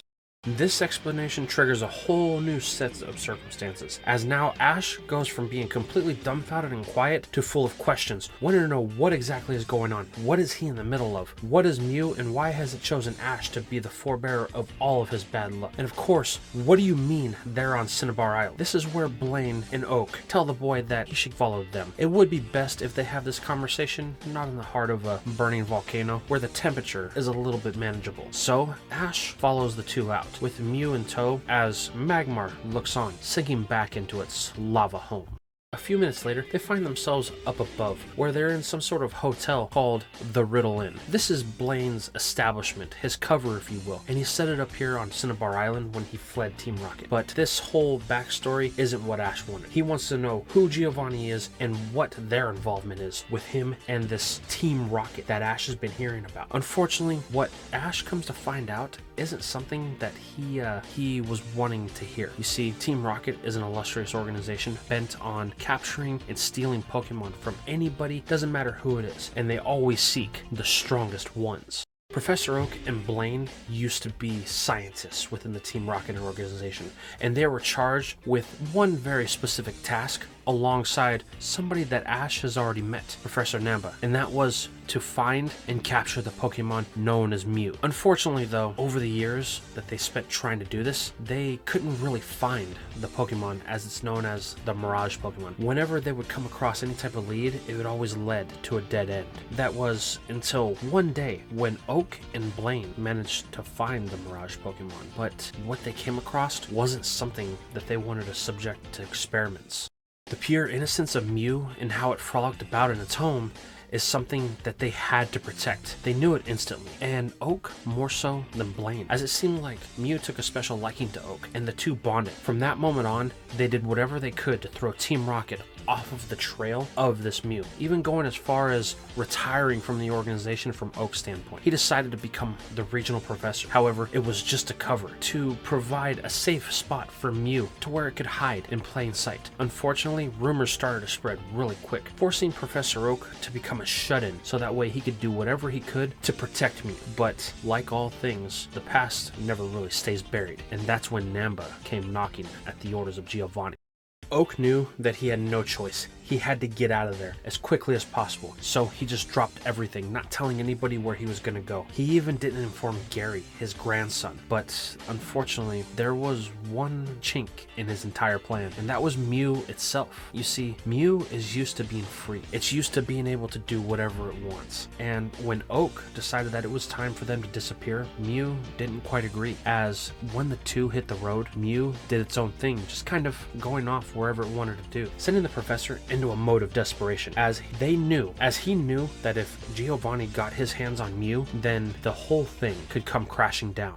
And what is this thing that you speak of? Ash says. However, the answer that he gets isn't one that he's gonna like, considering what just transpired. This is where Blaine and Oak inform the boy that Giovanni has one goal in mind. Considering that Mew cannot be controlled, he aims to use its DNA to create something that can, an abomination to the Pokemon world. But luckily for the two doctors, they've really been able to do their best at securing Mew's DNA. Every time that somebody's come across it, they've been there to either sabotage it or just make it vanish without a trace. And this was the point of Giovanni's frustration, because he's had several chances to where he could have cloned the progenitor Pokemon, but unfortunately, every time he got close, it was gone in an instant. So, for the last year, both Blaine and Oak have been hiding out here on Cinnabar Island. Unfortunately, they had to pay the bills, so Blaine thought it would be better if he decided to don some sort of disguise, and he opened up a gym getting certified here. So that way they could at least have some food and afford to, actually live. And for the most part, it's been working great. And that is until Ash showed up today and, well, basically ruined everything for the two, because now they have no idea what they're going to do. And they know that if Mew has shown up here, it may not be long before Team Rocket and their leader Giovanni is right behind them. This is where Ash begins to panic, because, well, his starter is some sort of mythical legendary Pokemon that everyone seems to want, and he can't even control the thing. Now he's getting to the point to where he's being hunted and his life is in danger. He begins to panic and saying things like he doesn't want to have anything to do with this. He doesn't want to have anything to do with Mew, and then he throws the ball at Professor Oak, telling him he can have it back. He's done with all of this. All that's happened to him is nothing but trouble since the day he got Mew. This slight breakdown causes everyone to get silent, including Mew, as it just levitates there, watching Ash walk away from the situation, wondering what will become of the boy. This is where we pick back up with Giovanni, as he is back at the main Rocket base. While he's not too happy that Mew got away, there is some sort of developments that are showing some sort of promise. They've managed to track down Cassidy and Biff and their last known whereabouts, which happen to be in Saffron City. Now, while this is just a small lead, there is one other thing to support the fact that Mew could possibly be hiding out there, as Giovanni has sent in 2 different teams of grunts to try and retrieve the Rocket operatives, but unfortunately all of them have failed to come back, and Giovanni is not quite sure why, so he feels like it might be time for himself to pay a visit to the city of Saffron. Back with Ash, he's sitting on a beach looking out over the open ocean. He's thinking about everything that's happened and everything that could continue to happen. Now he's got this giant target on his back, and it's not something that he's okay with. Why did Mew choose him to put him in this danger? What was the point of it? Why did Mew want to play a game like this? And this inner thought is kind of interrupted when Professor Oak shows up, kind of answering the question that Ash was just asking himself. It's because Mew senses something in you that you don't quite understand yet, and this causes Ash to turn and ask the professor what he needs, to which Oak responds that Mew bonds with very few people, but when it meets a human that it feels like it can trust to no end, it will do whatever it can to make sure that that human is always happy and always protected. Well, it sure has a funny way of showing it, Ash says, because all it's caused for me is nothing but headaches. Between making me a target by getting all this attention on me because of all the gym battles that it's won because of the Pokemon it's transformed into, and now that I got this Team Rocket after me, some sort of super criminal organization that decides that, they want to clone the most powerful Pokemon to exist and turn it into some sort of weapon, that's nothing but problems. I'm only 10. Why would it want to put me through this? I can't really say, Professor Oak tells Ash, but what I can say is this: Mew seems to have a greater fondness for you than it does for me, and that's why it never returned to me. For whatever reason, it has chosen to bond with you, and it looks like you're going to be stuck with it, no matter how you feel about it. Alright, now we're back with What If Ash started with Mew. As you guys can see, we changed the format a little bit on it to give it more of a cleaner look besides the videos, as I felt that they were a little bit rough around the edges. But with all that said, let's get back into the story. So we're at the point where Ash and Professor Oak are talking on the beach of Cinnabar Island, and with Professor Oak driving home the point that Ash won't be able to get rid of Mew no matter how much he wants to, the boy takes a moment to think about this. But a moment is going to be all that he gets when the mythical Pokemon itself pops in front of the two, as it's never really that far due to its psychic link to both the professor and Ash. The professor tells Ash that he wishes he could have been the one to bond with Mew on a permanent level. However, it's only up for the mythical to make that decision, and it looks like the decision for the mythical has been Ash. However, the boy reiterates a simple basic question: how can he trust Mew from this point on, after everything that it's put him through and the problems that it's caused? It's been nothing but a headache. Ash just can't see himself with the mythical, no matter how hard he tries. However, Professor Oak tells the boy that he must remember one key thing. Mew is playful by nature, mischievous. It's a mirage, and it kinda has to be that way, as this is the last Pokemon of this kind. There's no other one that exists in the world from what me and Blaine have been able to find. But at the core of Mew, it's just a child, just like you, Ash. So you should really give it a chance. Why not challenge Blaine to a gym battle? He is the leader of the Cinnabar Island gym after all. And I'm sure as long as you don't use your Gyarados again and allow it to rampage through his gym that you did before, he wouldn't have a problem with you challenging him, especially if I'm the one who makes the request. Ash looks at Mew as it floats in front of him, debating his choices and his options when it comes to the mythical. Should he really give it a second chance is the only thought that's going through his mind.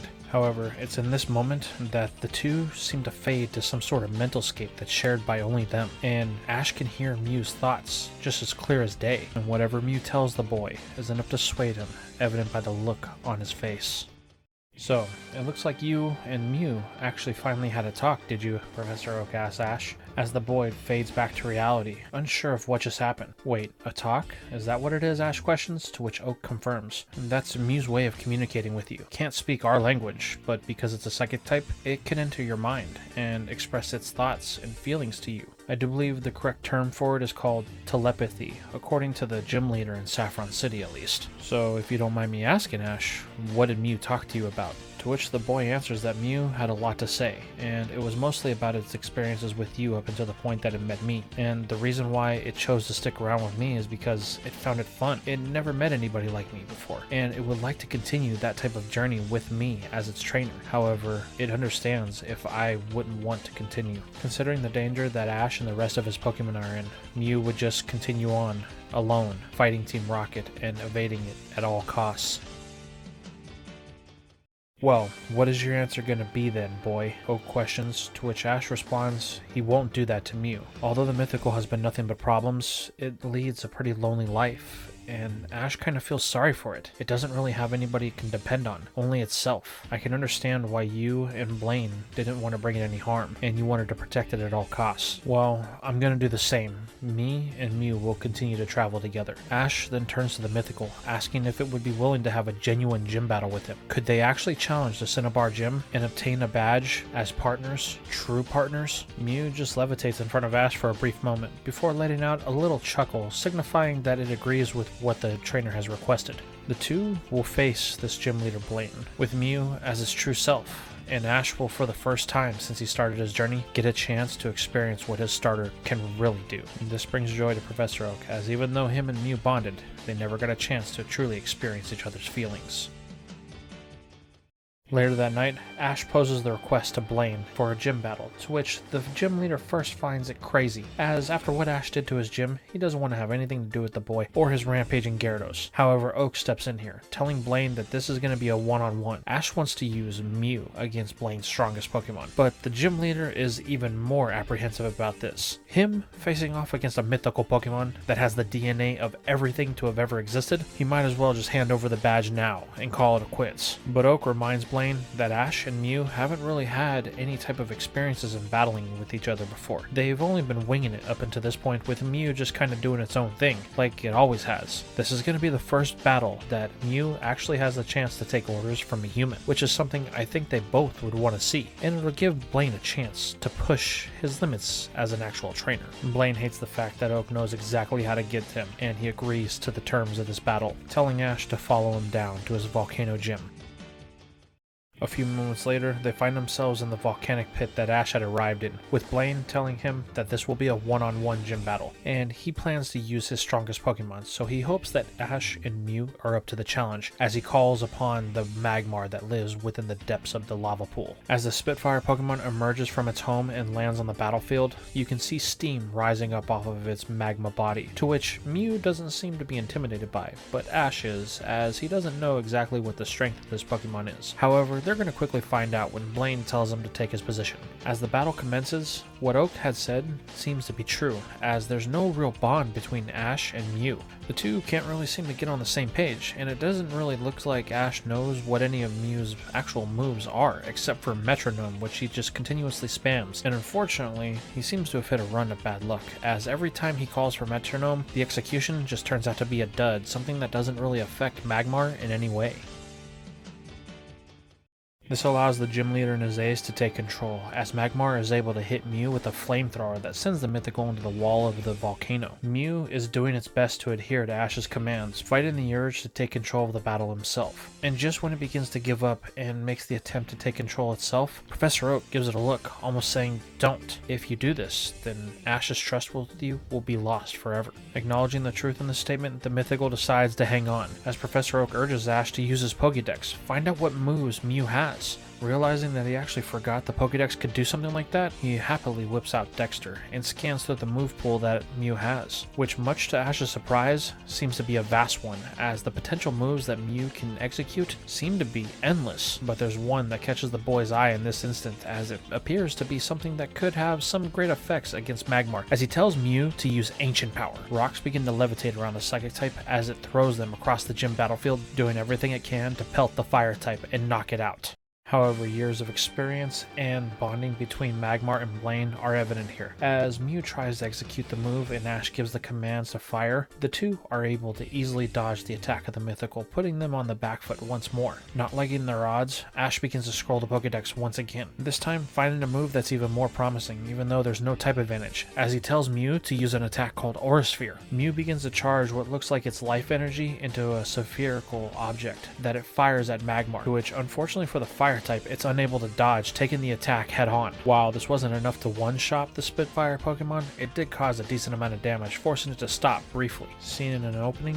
Ash scrolls through the decks once more, looking for something that could help them here, to which he finds a move called Life Dew, allowing Mew to get back some of the health that it may have lost in this battle due to the intense flamethrower that it took earlier. However, Blaine isn't going to take this sitting down, as he orders Magmar in with an attack that is sure to cause a decent amount of damage, called Faint Attack.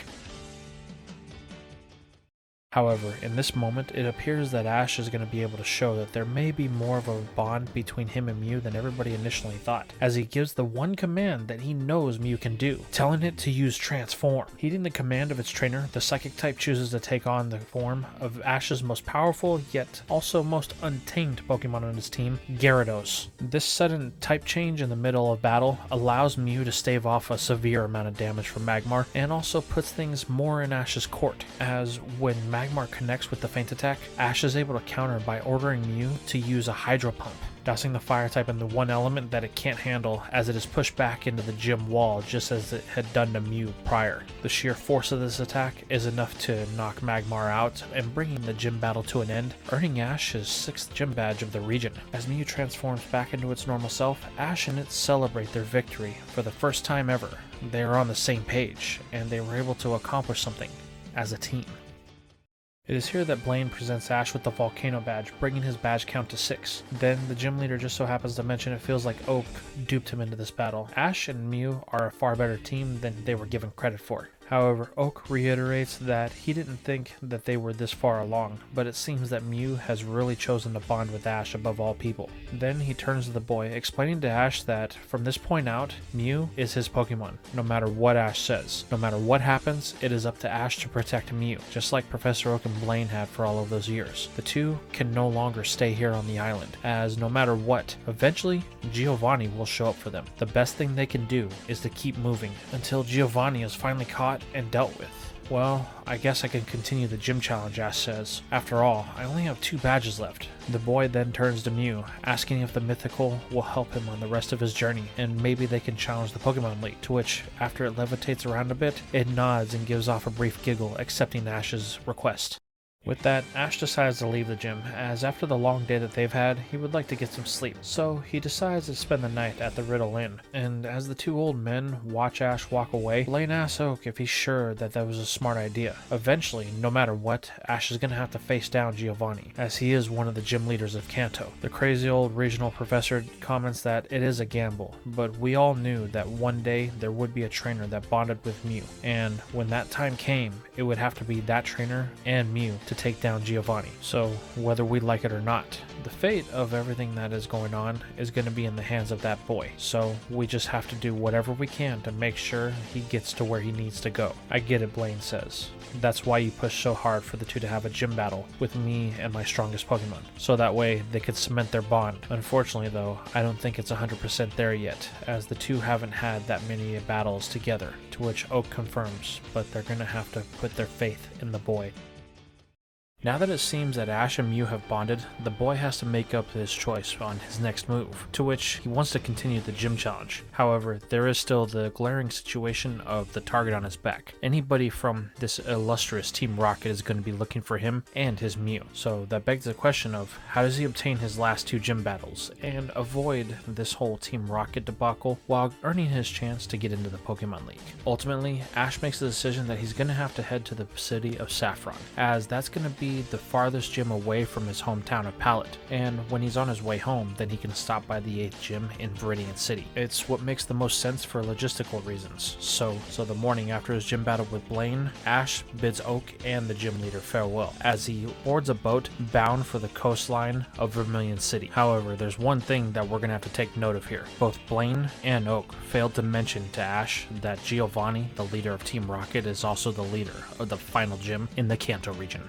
Now we shift perspectives from our hero over to Boss Rocket, as he has made his way to Saffron City. Some of his best agents have gone missing, and Giovanni's not one to squander resources like that. And if there's another trainer in the Kanto region that could potentially be a threat to him and his organization, well, let's just say the leader's going to confront it head on, as he doesn't intend to let anybody grab power from him. This is where we find the cunning businessman in the tallest building inside of Saffron City, the building known as Silphco. Now, while Giovanni is a bit callous, he is also a shrewd businessman, and he recognized an opportunity when he saw one. So while they were inside Saffron City, he took the chance to talk with the president of the Sylph Company in an attempt to acquire some of this new technology that has a guaranteed capture rate on Pokemon, while he sent some of his more experienced Team Rocket operatives to go handle the situation at the gym. However, Gio's going to quickly discover that his deal nor his operatives are going to have much success in the city of Saffron. Now, Giovanni's going to be facing problems on both fronts. As for when it comes to the gym, well, we already know what's going to happen. His operatives aren't going to return, as the gym leader considers it playtime with anyone that enters her domain that isn't considered a strong opponent. But on the other hand, Gio himself is going to face opposition, as when the regional champion, the one known as Lance, the Dragon Master, shows up unannounced to the Slivko building. While it isn't Lance itself that Giovanni fears, as he feels like he could take him in a Pokemon battle, it is more along the lines of what his presence represents, and the fact that Giovanni isn't in a position yet to where he wants to reveal to the world his role as the leader of Team Rocket. So reluctantly, Boss Rocket is going to have to back down from his endeavors at the Silphco, so that way Lance, the champion of Kanto, and Pokemon G-Man doesn't discover what Giovanni doesn't want him to too soon. However, once Giovanni dodges that proverbial bullet, there's another real thing that he has to deal with, and it's the fact that he sent more of his best operatives to go handle the situation at the Saffron Gym, and they have yet to return. They're not answering any type of communications that the leader is sending out towards them. This infuriates Giovanni, and he begins to request for more reinforcements. However, the presence of Lance makes him rethink this tactic, as this could draw some much unwanted attention to him and his organization. So, reluctantly, Giovanni decides that he's going to handle this personally by heading over to the gym, and unfortunately he's going to have to walk as his driver has mysteriously gone missing. However, this does give the man time to think about all the things that he's been through and the problems that he's experienced trying to develop the ultimate weapon. The time and money that's gone into this project is something that he is not happy with due to the disappearance of Professor Oak. However, this internal monologue is going to be interrupted when a golden opportunity presents itself to Boss Rocket that he just cannot pass up. Before the leader of Team Rocket stands one person that he never thought he would actually cross paths with, and that's Gary, the grandson of Professor Oak. While Giovanni does not know the boy personally, he does make it his business to know all the extended family of the people that are working for him, or have worked for him in the past. And considering Oak was the head of one of his most ambitious projects that he's ever undertaken, and then just disappeared without a trace, has been quite bothersome for the leader of Team Rocket. However, the fact that Gary is here presents a golden opportunity, as Gio radios in that he needs a containment unit down to Saffron City ASAP, as there's somebody that he's going to be bringing home with him. Flashing forward an hour, Giovanni is on his way back to the main base of Team Rocket in Viridian City. Accompanying him is a small contingent of Rocket admins, as Boss Rocket has not returned empty-handed, bearing the boy Gary Oak as his captive prisoner. Upon Gio's return, he's questioned by Matori to what his plan is, to which Gio merely looks at her with a very sinister smile. While Gary is objecting to his capture, there's not really much the Oak Boy can do, as he's not really the same caliber of trainer from the main story counterpart. Remember, Gary has just been traveling around the region, not really challenging the gyms. He's just been trying to enjoy his own life, after all the stuff his grandfather put him through when Oak became a recluse back in Pallet Town. Heck, it's even to the point that Gary doesn't have his trademark Blastoise like he normally does. His starter is still the first evolution of Squirtle, as they really haven't been battling to try and achieve any type of goal. This plays heavily into Gary's capture, which Gio uses to his full advantage, as he tells all of the grunts and admins that they need to get the word out at once. They're gonna flush out Professor Oak by declaring that Team Rocket has captured his grandson. Whether the old coot likes it or not, he's gonna have to come out of hiding, and when he does, then we will get Mew, and the ultimate weapon will finally be underway. This is where Matori asks about the boy Ash, to which Giovanni simply says, not to worry, no matter who Mew is with, it will come running to save the boy. This is where we change perspectives back over to Ash, as he has finally arrived in the city of Saffron. He has one thing in mind, and that's to challenge the Saffron Gym. However, during his journey over, when talking to people, he's heard echoes about how the Saffron Gym could potentially rival the Viridian Gym for the strongest gym in the region. And there's also rumors that anyone who challenges the gym and isn't good enough to provide any type of challenge to the leader mysteriously go missing. So that's something that Ash is going to have to take into account, as for all he knows, this gym could be heavily associated with Team Rocket. But nonetheless, this isn't going to change his perspective. He wants to challenge this gym so that way he can get stronger and get into the Pokemon League. So he finds himself at the doors of the gym, pushing on them ever so slightly, to which they open rather easily, only to reveal a very quiet and dark building, almost like there's no one here. But Ash knows that this is a lie, as he can't quite put his finger on it, but it feels like there's a presence in the air that is watching him from around every corner. While the boy is a little bit freaked out about the whole decor of the gym, that's still not going to stop him, so he pushes on inside looking for any sign of a human. After trouncing through many rooms and a long hallway, Ash eventually finds himself in the main battle area of the gym, and at the far side of the battlefield sits a lone woman with a callous yet almost blank stare that just eyes down Ash. He doesn't know what it is, but this is the presence he's been feeling. However, it's not that woman that greets Ash, but the girl that sits on her lap, welcoming the boy to the gym and telling him that she accepts his challenge, but also letting him know that if he does not find his gym challenge entertaining and she doesn't feel like she got a good use out of his time, then he's gonna have to stick around indefinitely until she grows bored of the boy. However, that's highly unlikely, as there's nothing this girl loves more than to play with her friends and her dollies, of course.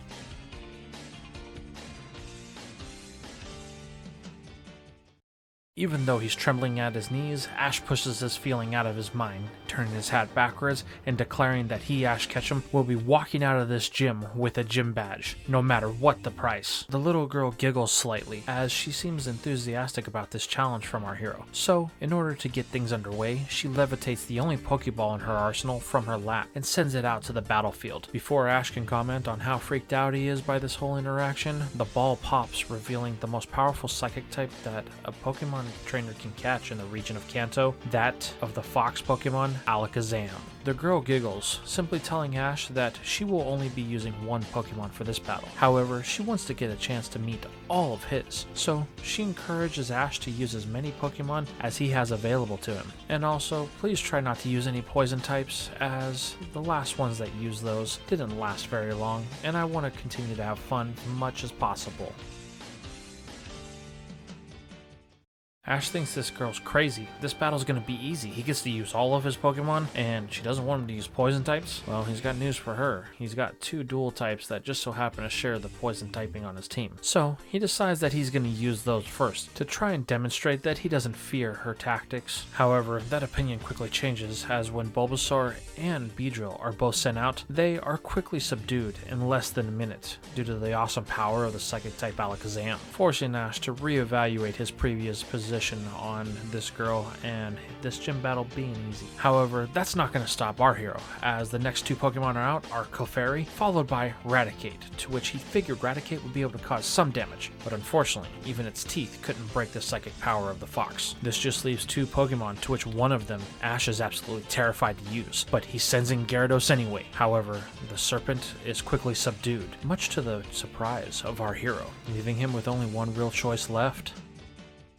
Ash readies the ball of his starter, the mythical Mew, as he sends it in. However, the interaction that Mew engages in isn't one that Ash was expecting, as its more mischievous side begins to kick in here, doing whatever it can to make a fool of Alakazam in battle. Ash isn't even giving it any commands. It's just doing its own thing, to which the boy doesn't quite understand. They were just on the same page back at Blaine's gym, and now Mew is doing this thing again. However, it's here that Ash begins to notice something. Both Alakazam and the woman that hasn't said anything are becoming enraged, like their emotions are linked. This has one major side effect, causing the mental link between Alakazam and Sabrina to be broken temporarily, as Mew has caused enough frustration between the two to where they can't share thoughts, allowing the mythical to demonstrate that even though Alakazam is strong, its power pales in comparison to that of a mythical, when it gets one-shotted with a simple psychic attack, bringing this battle to a close. This type of loss is too much for Sabrina, as the eyes of the child that sits on her lap begin to glow, followed by what seems to be a tantrum as the child kicks and screams before pulses of psychic energy erupt throughout the gym. Ash has no idea what's going on. However, Mew, being a psychic type, has a mental link that it's able to establish with the young girl, and it's here that the psychic cat begins to understand what is happening. However, this isn't something that it's going to be able to accomplish on its own, so Mew does the only thing that it can. It creates a psychic link between Ash and it, so that way the boy can see exactly what is going on. Suddenly, in the mind of Ash, flashes and images of pain and torture on Sabrina's behalf begin to appear. It's here we find out that Sabrina, as a child, was experimented on because of her psychic abilities, and she was put through many rigorous tests, poked and prodded until she bled, and then when they were done and she thought she couldn't take any more, it would start all over again.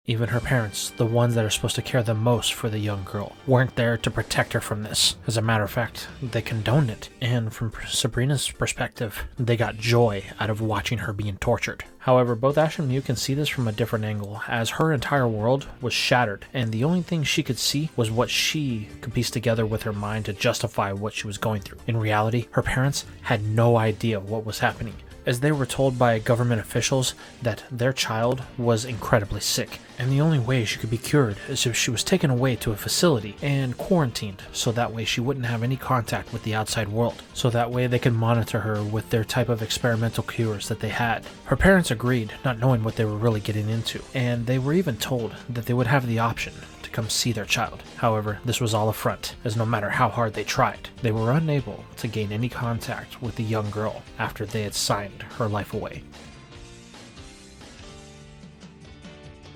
Now, what is the reason why we can see all this, but Sabrina can't? It's because Mew can detect the presence of other people within the building. There are people that are being held captive, and the psychic type has the ability to link the minds of not only Ash and Sabrina, but everyone else that is involved in this conundrum. And Ash can see things from the perspective of the dolls that Sabrina has been keeping in the dollhouse to the side of her, and it kind of freaks the boy out when the realization sets in that those are actual people. But unfortunately, while this is a gift that Mew is trying to give to Sabrina, as she has completely ignored the fact of things from her parents' perspective, it's also going to come at a price, as all of the Team Rocket operatives that dwell within inside of that dollhouse are also going to see everything. And more importantly, Cassidy and Biff are going to get the chance for a little bit of revenge for all the time that they've spent captured here.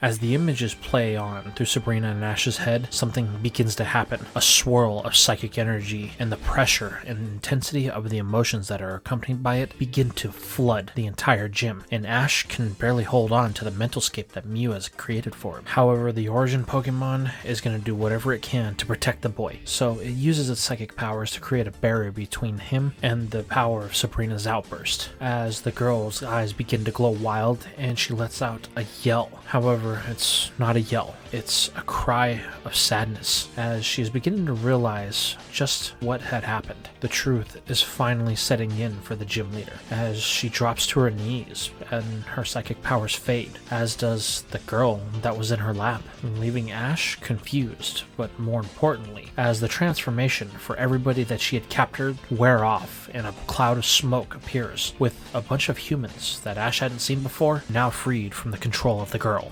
Both Ash and Mew watch as the psychic type's barrier drops and a crowd of very confused people all appear. Mostly, they are trainers and innocent people that had wandered in the gym either challenging Sabrina or trying to even ask directions. But more importantly, her parents are here, as they rush to the side of the weeping pile of what should be their daughter on the floor. They don't really know what to do, as they have been shown nothing but hate towards them over the last 10 years, since Sabrina had managed to free herself from the government agency and used her powers to wipe the minds of everyone involved. Then she returned to Saffron and established herself as the gym leader, right after taking her parents hostage and starting this eternal nightmare that everyone was living in. But now, it seems that it's over, and everyone can breathe a sigh of relief. Or can they? As Butch and Cassidy sneak off with the other Rocket operatives to plan their revenge.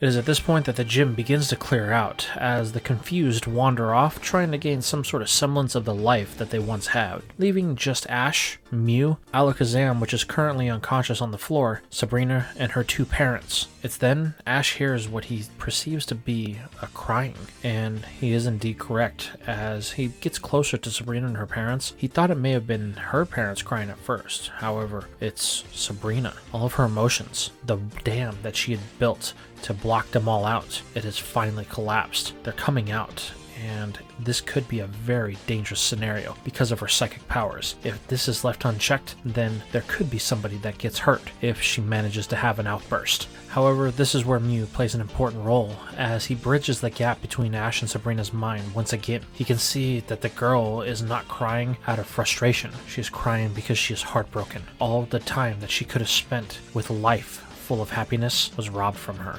Then something unexpected happens. Ash is then greeted by the father of the young girl. The man tells Ash, and more importantly Mew, thank you for what they have done. Without their help, then they would have never been free. He had been calling out mentally to someone for years, trying to get the help of anybody that could listen. But unfortunately, Sabrina's psychic powers were always greater than his own, and he needed somebody stronger than her in order to hear his cries, which just so happened to be Mew. But Mew even went one step further. It reunited their family, and though things aren't perfect right now, they will be able to finally begin to rebuild and create the life that they were all robbed of for so long. Ash is happy that he could have had a positive impact on this situation, but this instant isn't going to be one that lasts for long, as there is now a contingent of Team Rocket within the gym, and they've made themselves known at the command of Butch and Cassidy, as the two have decided to take this moment to phone the boss to let him know everything that has happened, and they, above all else, have found the boy and Mew.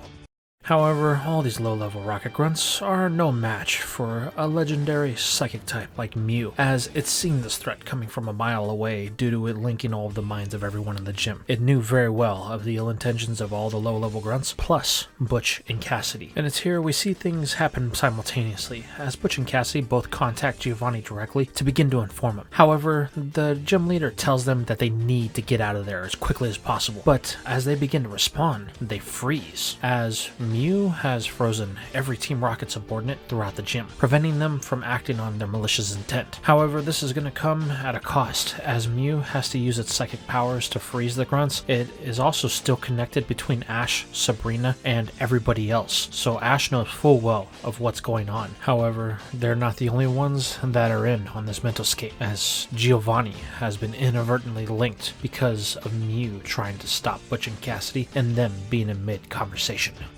The sudden realization that Team Rocket is a lot closer to home than Ash was originally thinking has the boy speechless. He is frozen with fear. However, Giovanni notices this, as he knows full well who the boy is. The Team Rocket leader tries to be cordial at first, thanking Ash for taking care of his Pokemon for all this time, but he would very much like for Ash to return Mew to him, which he just so happens to be at the Viridian Gym. So if Ash wants to stop by on his way home to Pallet Town to visit his mother, it would be much appreciated. And if the boy would like, Giovanni would be more than happy to replace it with another Pokemon from his collection, but Mew poses a very special interest to the future of Giovanni and his illustrious organization. However, Ash is no fool, and while he doesn't know what Giovanni's plans are, he knows full well that Team Rocket cannot be trusted, and the boy tells Boss Rocket that he will be doing no such thing. Giovanni will not have the chance to get a hold of his starter Pokemon.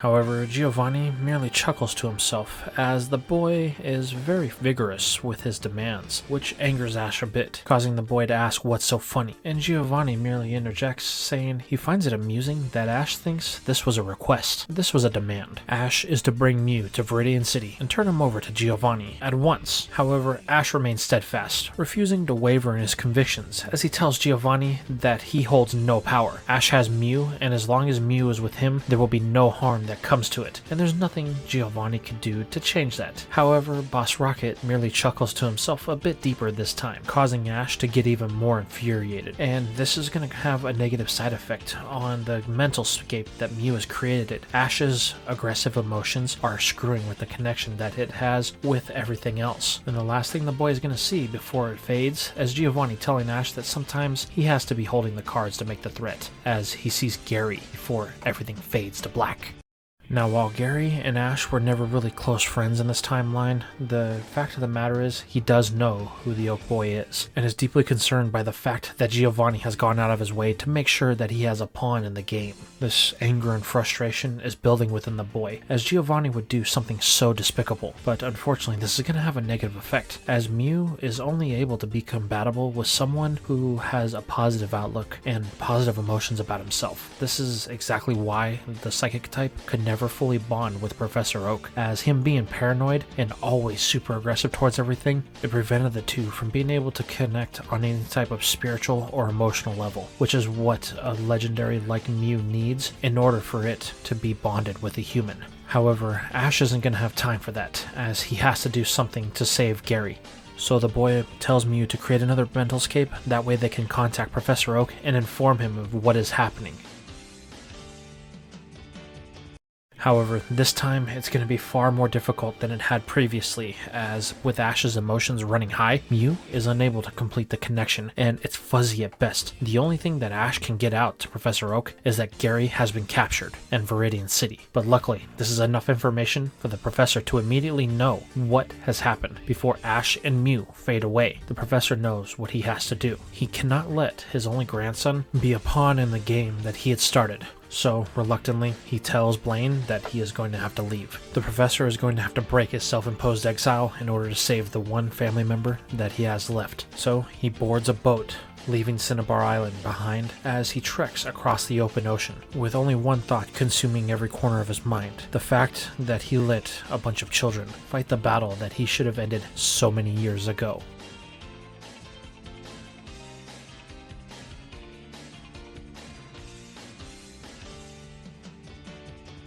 Over with Ash as the mental lake brinks, the boy has to decide on his next course of action. However, there's going to be a few things that he's going to have to take care of in the gym first, and the primary question is, what does he do with all of these Team Rocket grunts? However, that's going to be answered very quickly, because you see, Lance, the Pokemon G-Man, has made his way into the gym, as the reason why he was here inside of Saffron City was to investigate all of the mysterious disappearances that was happening in the vicinity. The local police didn't have any leads, so he figured he would lend his expertise as an international policeman to the cause, and he figured the first place he would start would be the Saffron Gym. However, when he entered, he wasn't expecting to get the sight that is before him: a Pokemon that was thought to be extinct, a bunch of internationally wanted criminals, and the Saffron Gym leader in a broken heap on the floor, bawling her eyes out. The only thing that Lance can do is ask for someone to explain this very puzzling but very dire situation as he has come to see it. The Dragon Master is bombarded from all sides as both Ash and Sabrina's father try to explain everything that is going on, while Mew does its best to psychically hold back all of the members of Team Rocket. But unfortunately, the strain that was put on the psychic type due to the battle that it had with Alakazam, and then all of the mindscaping that it has done, is making its control over the situation grow weak, and we can slowly see each of the Team Rocket grunts being able to move, fighting back the control that the legendary has on them. And things are going to finally come to a headway when one of the grunts is able to reach for its Pokeball, releasing one of their Pokemon and ordering it to attack Mew, causing the psychic type to break all the mind control it had over everyone, so that way it could avoid any type of damage. Then, using the whole situation of confusion to their advantage, Butch and Cassidy call upon their Hypno and order it to teleport all of the trainers that belong to Team Rocket out of the gym before Mew can use its psychic abilities to regain control of them. The last thing everyone sees is a flash before all of the Rocket Grunts are gone, causing Ash to get very uneasy. However, this is the least of his concerns, as Mew is struggling to stay afloat. The Psychic type has overexerted itself, as it hasn't had to use that much amount of energy in a very long time. So, knowing full well that it's going to need some rest, Ash recalls it, before continuing the conversation with Lance. Then some time passes, as the whole situation becomes under control, and everything is beginning to make sense. It's here that the Pokemon G-Man tells them all to stay put. He has to make a phone call, and while this is going on, Sabrina's father approaches Ash, as he presents him with the Marsh Badge. After all, it was the reason why the boy came here, wasn't it? However, Ash just looks at the badge with contempt. With everything that just happened, he's not really sure he wants to take it. With a dangerous organization like Team Rocket out there, he's here battling in a building for some sort of trinket that really doesn't have any importance on the larger world at hand. However, Sabrina's father makes the case that Ash needs to stop that line of thinking immediately. It's that line of thinking that creates monsters like Giovanni and the person his daughter had become. He needs to hold on to his childlike innocence as long as possible. Enjoy the things that a kid like him would enjoy. What was the whole reason he joined the Pokemon League in the first place? To which Ash actually doesn't have an answer at this time, as he's kind of forgotten the reason it was in the first place. Sabrina's father reminds the boy that the answer is in there somewhere. There was a specific reason why he set out on his journey, and it's not because that's what kids his age just normally do. He had his own personal reasons, his own hopes, his own dreams, and if Ash loses sight of that, then that's going to create an even bigger monster than what they're currently dealing with. It's here that all of Ash's past memories over the last year flash back in his head, as Sabrina's father tells him, hold on to those, because they are precious, whether you want to admit it or not.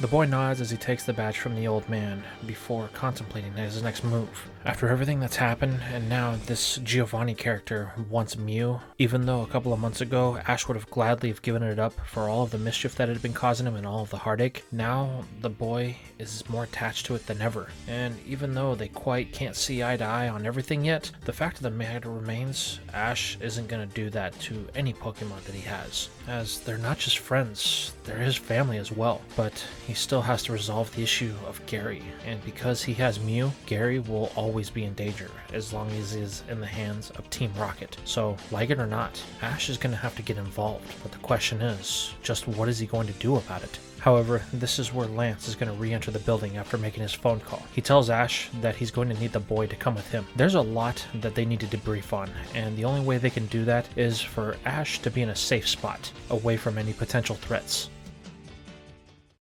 However, Ash knows that this is the last thing that needs to happen right now. He has to find a way to get to Gary, and if he goes with Lance, then he's going to be kept somewhere far away, unable to do anything. And what's even worse is because they know that Giovanni is after Mew, there's a high chance that they may try and take his starter from him, and Ash will not let that happen.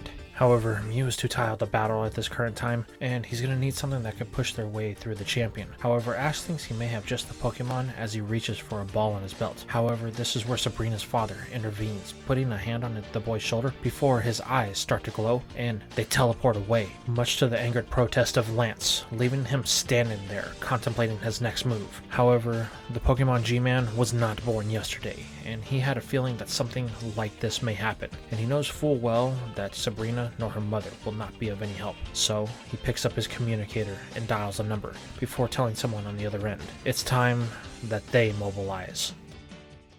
Flashing over to Ash and Sabrina's father, we find that they have teleported far outside of the city. So far, as a matter of fact, that her father took Ash as far as he possibly could, which just so happens to be the city of the north, the city of Cerulean. The man tells Ash that he got him as far away from Saffron City as he possibly could, but the boy is going to have to make the rest of the journey on his own, by his own wits, and do whatever he can to save his friend, and stop that madman Giovanni. Whatever Ash does, he cannot let Giovanni get his hands on Mew, because he can assure the boy that the results will be far worse than anything that Ash may have ever experienced in his life. The terror and the carnage that it will unleash will be a plague upon the world. The boy asks what the old man means, to which Sabrina's father simply states that sometimes you have to make sacrifices for the greater good, which means you must give up a loved one. However, that is a choice that only you can make.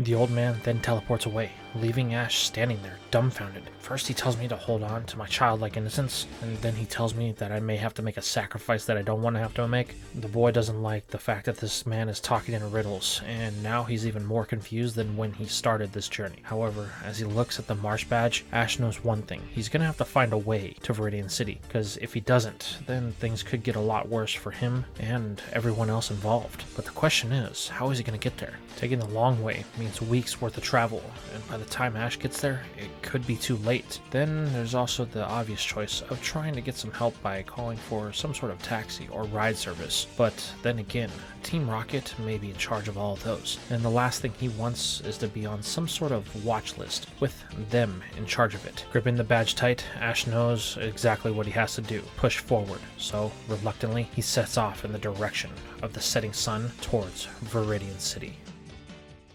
This journey is going to take a while, as Ash has no other means of travel. However, he does plan to use this time as wisely as possible. He doesn't want to use Mew, as teleporting straight into any type of rocket-infested building could be bad news for them. They could be waiting for him. However, what he does want to do is use Mew's psychic abilities to try and get a layout of the rocket base that they're heading towards. Luckily, Ash and Mew are able to easily pinpoint it, and the base seems to be under the Viridian Gym, much to Ash's surprise. From the outside, it looks like just a plain normal building, not even like a gym to begin with, but beneath it is a vast network of tunnels that houses many things, the resources of Team Rocket, master computers, laboratories with experiments that run wild in them, and the most important, a massive army of Pokemon that have been captured by Giovanni and his forces. Ash is able to get a great deal of information on the entire base, that is, until his emotions start to run wild when they come across Gary once more, who's bound and captive by Giovanni. This causes the link to become strenuous again, and it becomes fuzzy, forcing Mew and Ash to break it once more. This causes Ash to get upset with Mew, thinking that it's Mew's fault. However, the boy then remembers exactly what was told to him. When Mew and him aren't on the same page, things become difficult. Then Mew will be unable to respond to Ash as its trainer, and that makes any type of activities that they do together difficult, whether it be playing or all the way up to some sort of spy infiltration. This gets Ash to calm down again, as he asks Mew to forgive him, before asking it to reconnect back to the rocket base. However, this is done over half a dozen times, and each time it's the same result. When they come to the point where Ash sees Gary, he gets super emotional because he knows Gary is in this because of him, and this causes the link to become unstable once more, and it breaks. However, that doesn't mean that this was completely unsuccessful, as with each attempt, they learn a little bit more about the base, and slowly, a plan starts to develop between Ash and his Pokemon. Now with a better understanding of the rocket base and the depths within, Ash begins formulating a plan that involves all of his Pokemon. Each one of them are going to have a specific role that is tailored to all of their strengths, trying to prevent any of their weaknesses coming into a factor. And this is going to be a bit difficult, as he does have a few wild cards, mainly Gyarados, as it is going to have a bit of a vendetta against Giovanni after the way it was treated by the gym leader. However, Ash aims to use that entire interaction to his advantage, as Giovanni has only been really intimate with that one of Ash's Pokemon. So he's hoping that Gyarados' fury and frustration with the Rocket Leader will be the deciding factor in how things turn out once he arrives at the Viridian Gym. But unfortunately, as the boy closes in on Viridian City and the nights and days pass, there is one glaring weakness to his problem. Exactly how is he going to get close to the gym to begin with and get an audience with Giovanni?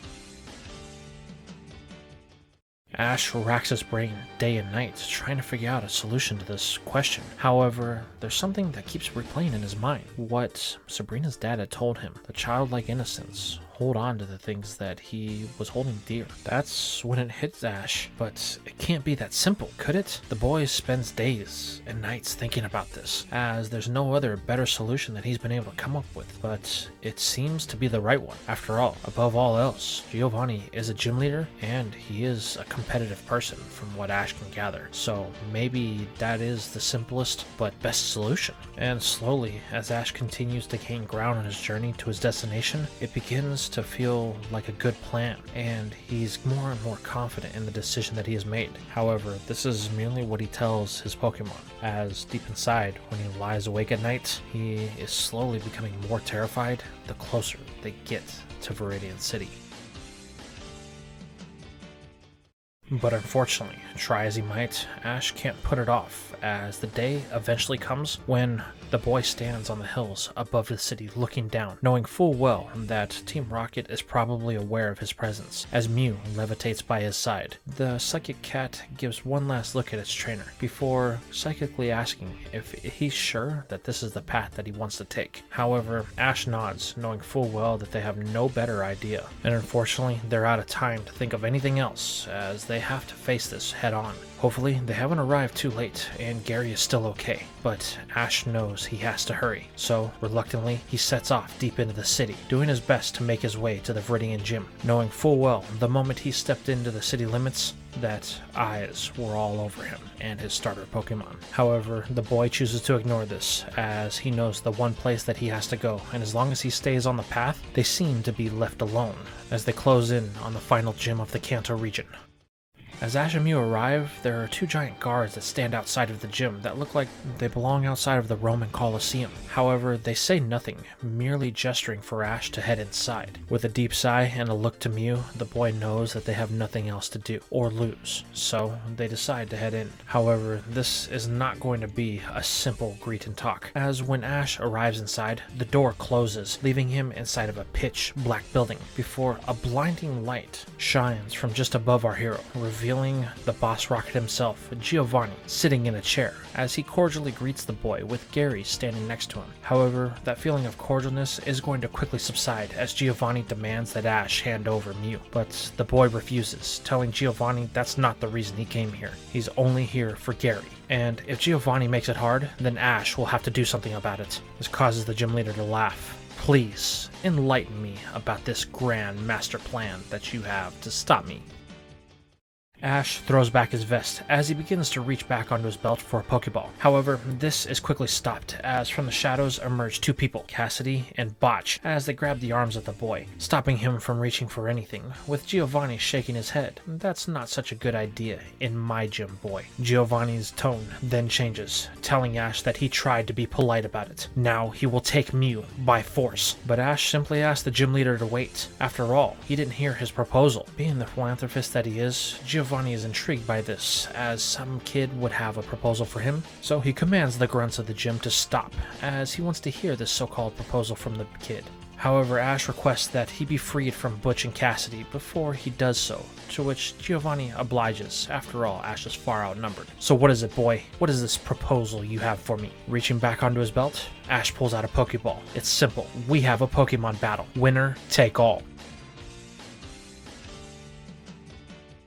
Giovanni can't help but laugh at the boy's audacity. He dare walk into his gym and challenge him to a Pokemon battle. The sheer gall that this boy has is something that Giovanni hasn't seen before. This prompts a comment from the peanut gallery as both Biff and Cassidy decide to throw their 2 cents in, saying that the boy is completely ignorant. There's no reason why Giovanni would fall for such a simple ploy like this. He is the head of the Team Rocket organization, and he's also the leader of the Viridian Gym. To think that he would even go for something like this is completely illiterate on Ash's part. However, there's something that befalls the entire room. Silence from Giovanni. This immediately stops the tirade of Butch and Cassidy as they look at the boss with fear plastered across their face as he is giving them a glare that they've never seen before. Who said you two insolent brats had the right to speak for me? Now sit there and watch how a true trainer handles the challenge. This immediately causes the two to clench up in the tightest way that they possibly can, a fear to even flex a muscle at the thought of Giovanni even looking their way. Then something happens that Butch and Cassidy nor any of the grunts have ever seen from their boss. A moment of cordiality between Giovanni and Ash happens. I'm sorry about that, Ash. Can I call you Ash? Sometimes my subordinates don't understand exactly what a business deal is. And you said you have a proposition for me, a Pokemon battle. So, if I may be so blunt as to ask, what are the terms of this battle, and what are the stakes? Knowing that he has Giovanni's attention, Ash lays it on as thick as possible. It's quite simple. You accept my challenge as a gym leader, and if I win, then you leave me and Mew and the rest of my Pokemon alone forever. But if you win, then I will hand Mew over to you. No questions asked. This immediately causes Giovanni to smile from ear to ear. Very well, let the battle commence. This immediately causes Ash to gulp at the sheer sinisterness inside of Giovanni's voice, as the gym leader lays out the terms. You wish for me to accept your challenge as gym leader? Then fine, we will. This will be a 3-on-3 battle, winner take all. We will make this as simple as possible. It'll not be a long, drawn-out fight to where each trainer has to battle through each Pokemon. They will be single elimination, which means whenever a battle is over between 2 Pokemon, that is it for those 2 Pokemon. They will not be allowed to battle ever again. So your Pokemon better be well conditioned if they hope to go the long run against my seasoned veterans. Ash acknowledges Giovanni's terms, knowing full well what the gym leader is staking. He hopes that his plan is going to work out. Otherwise, things may get a little dicey. And not only that, but he's going to lose not only his starter Pokemon, but his best friend as well. And it'll result in the world being in some sort of danger that nobody is quite clear on. With a knot in the pit of his stomach, Ash accepts Giovanni's terms, telling the gym leader that he hopes that he can keep up with all of his Pokemon. After all, Ash is the one wielding a legendary. However, this comment seems not to faze Giovanni in the slightest, as if he knows something that Ash doesn't. However, the boy can't think about that now, as he asks Giovanni when can they start. With a smile and all the confidence like he has already won, Giovanni says right now, as below the feet from Ash and the leader, the ground begins to shake and split open, revealing the battlefield for the Viridian Gym. Giovanni intends to make this as grand a spectacle as possible, as with the new battlefield emerging from the floor, giant monitors lower themselves from the roof to line the gym walls, revealing cameras all around in this vast gym complex. Your loss will be televised to the entire region, and you will be made a martyr as the evil Pokemon Mew will finally be captured by the just Team Rocket. Ash can't believe what Giovanni is saying. What do you mean, evil Pokemon Mew? It never did anything to deserve that type of title. However, it's just Ash versus the word of a reputable gym leader. How could he have any words or footing to contradict what Giovanni would say? But the boy isn't going to have a chance to dispute this, as Giovanni tells the boy that he has 5 minutes to get ready and choose the Pokemon that he intends to battle with. And he hopes, for the boy's sake, that Mew is among them, as Ash may not have a chance otherwise if he decides not to use the mythical Pokemon. Ash knows full well that Giovanni is goading him. However, he already has the 3 Pokemon that he has picked out, as he hopes his other 3 were able to make it to their destination in time. After all, if he hopes to expose Giovanni, he's going to need the help of others, because there's no way that he's going to be able to do this by himself.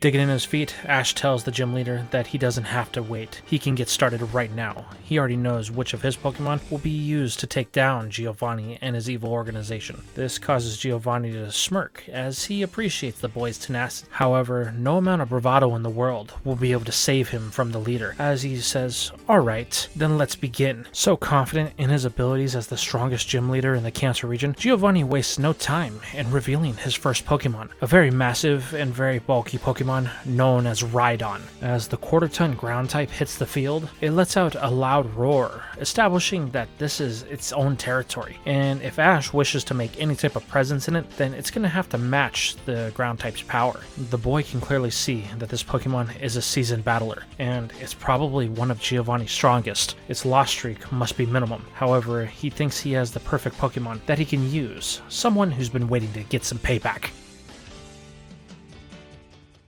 Ash readies his first Pokeball of his final gym challenge of the Kanto region, as he declares, "Gyarados, I choose you." As the blue serpent emerges from its ball, it lets out a mighty roar, as it completely ignores the fact that it has an opponent in Rhydon, staring down Giovanni, ready to cause the man harm. However, this doesn't have any effect on the gym leader, as he's faced far worse in his day. However, he does go on to remind Ash that this is an official gym battle, so if his Gyarados tries to attack him, then it'll be disqualified, giving Ash a loss, to which the boy quickly reminds the serpent that that's not why they're here. They need a win, or else their plan will be for nothing. This is cute, Giovanni thinks to himself. The boy actually has a plan, and he thinks that he holds all of the cards, and he's going to be able to come out of this without any scathes or scratches. Little does he know, I, Giovanni, have been leader of Team Rocket longer than he has been alive.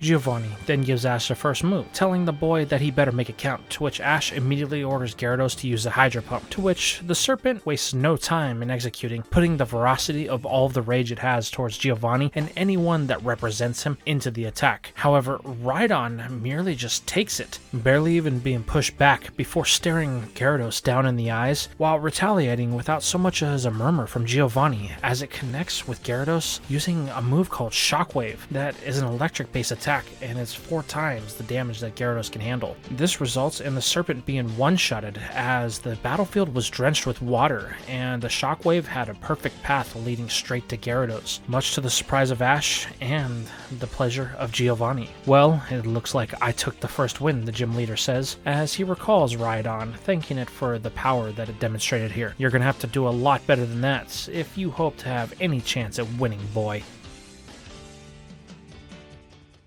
Truth be told, Ash didn't actually think that they would win that, but he also didn't think that Gyarados would be taken out that quick, and unfortunately, that means if he loses the next one, then he's gonna have to forfeit Mew, and he won't even have a proper chance to defend it, or to execute the plan that he's been trying so hard to stall for time. Recalling his electrified serpent, Ash considers long and hard on his next option. Should he go with Mew just to try and save face, or should he risk it all with something that's not the psychic type? However, Giovanni stands across from him saying, "Tick-tock, "Tick-tock boy, you do have a limited time to make your next choice, or you'll be disqualified from the round, which means you'll lose the match at this point. So please, make sure you use post-haste, as I wouldn't want you to lose in this completely fair and legitimate Pokemon battle." This gets under Ash's skin a bit, however the boy knows that he needs to remain calm as he readies his next Pokeball. "Bulbasaur, I choose you."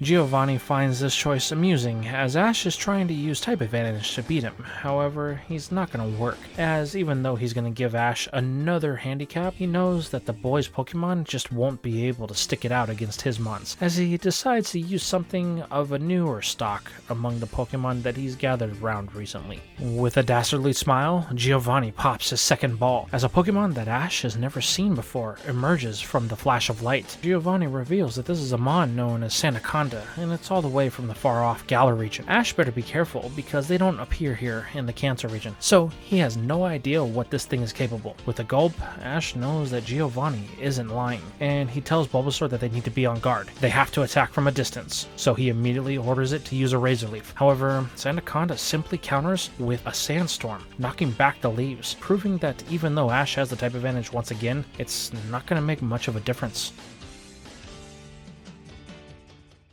With a smile on his face, Giovanni feels that he's going to have this one wrapped up really quickly. So he tells Sandaconda to stop playing with its food and begin the coiling process on Bulbasaur. However, this is exactly what Ash actually wanted. He wanted Giovanni's Pokemon to go on the attack, as there's one thing that Bulbasaur has going for it. The large, bulky frame of Sandaconda is unable to keep up with the small, speedy frame of the Grass Toad, as Bulbasaur is able to easily evade each one of its strikes, using its Vine Whips as a means of transport, propelling itself across the gym and getting away from Sandaconda before it's able to complete any type of blow. This eventually ends up with the ground serpent becoming winded, as it's unable to keep up this pace of attacks, as Bulbasaur is showing no signs of slowing down. This is exactly what Ash wants, giving him a momentary opening as Bulbasaur is able to complete its final move in a sleep powder that envelops Sandaconda, knocking the serpent off to La La Land, where it'll no longer be a threat. This is a momentary reprieve from Ash, as he and Bulbasaur begin to celebrate while the referee of the gym delays calling the match and trying to stall out so that way Sandaconda will wake up. But unfortunately for the ref and Sandaconda, that's not going to happen, and the fact that Giovanni is broadcasting this to the entire region comes back to bite him, as he is forced to make the call, telling the ref that he is slow playing it and that he needs to award the victory to Ash and Bulbasaur. After all, Sandaconda won't wake up. This causes the ref to immediately clinch as he waves the flag in favor of Ash and Bulbasaur, giving them the win. Giovanni scowls a bit, knowing that he has been a little bit reckless. He was approaching this from the point of view that that boy didn't have any other Pokemon that were actually capable of battling besides Mew, but that's clearly not the case. His other Pokemon do have some sort of skill to them, even though it may be very, very unnurtured. However, he can't worry about that now, as he needs to reclaim his lead and win his prize by taking the final battle. Trying to save face, Giovanni compliments Ash as he recalls the Sandaconda, telling him that he didn't think his Bulbasaur was capable of that level of endurance. However, that doesn't mean that Ash is going to have the ability to win, even if his final Pokemon is going to be a mythical. But Ash simply smiles at Giovanni as he recalls Bulbasaur, while not saying a word. This kind of triggers Boss Rocket, as he thinks that the boy is trying something sly. However, from this angle, Ash is covered from all reaches of the gym, and there's nothing that Ash can pull that he won't be aware of. So he chooses to ignore this for the time being, as all of the grunts are looking on to their leader. He knows that this is a bad image that's been cultivated, so Giovanni's not going to waste any more time playing around as he readies his final Pokeball, telling Ash that he had better do the same, because what comes next is going to be the doom for him and Mew. However, the boy simply smiles once again as he readies his final Pokeball for this battle to end all battles. Ever so confident of his win, Giovanni immediately chooses his final Pokemon, revealing it to be something from the region of Unova, a giant golem-like Pokemon that shares the typing of Ghost with its ground-type brethren, known as Golurk. With a smug grin across his face, Giovanni states that this will be his final Pokemon, telling Ash that it's okay for him to reveal Mew. However, the boy isn't going to waste any time in revealing his final Pokemon, which is going to shock everyone in attendance as he declares, "Clefairy, I choose you!" As the pink little puffball emerges, it immediately triggers Giovanni as he questions, "What is this? Where is Mew? Why would you waste his time in this gym battle by declaring such a pathetic excuse for a Pokemon?" However, Ash tells Giovanni that he never said he would use Mew as his final Pokemon. He just said that he would agree to Giovanni's terms. And like it or not, this is going to be his final Pokemon in their gym battle.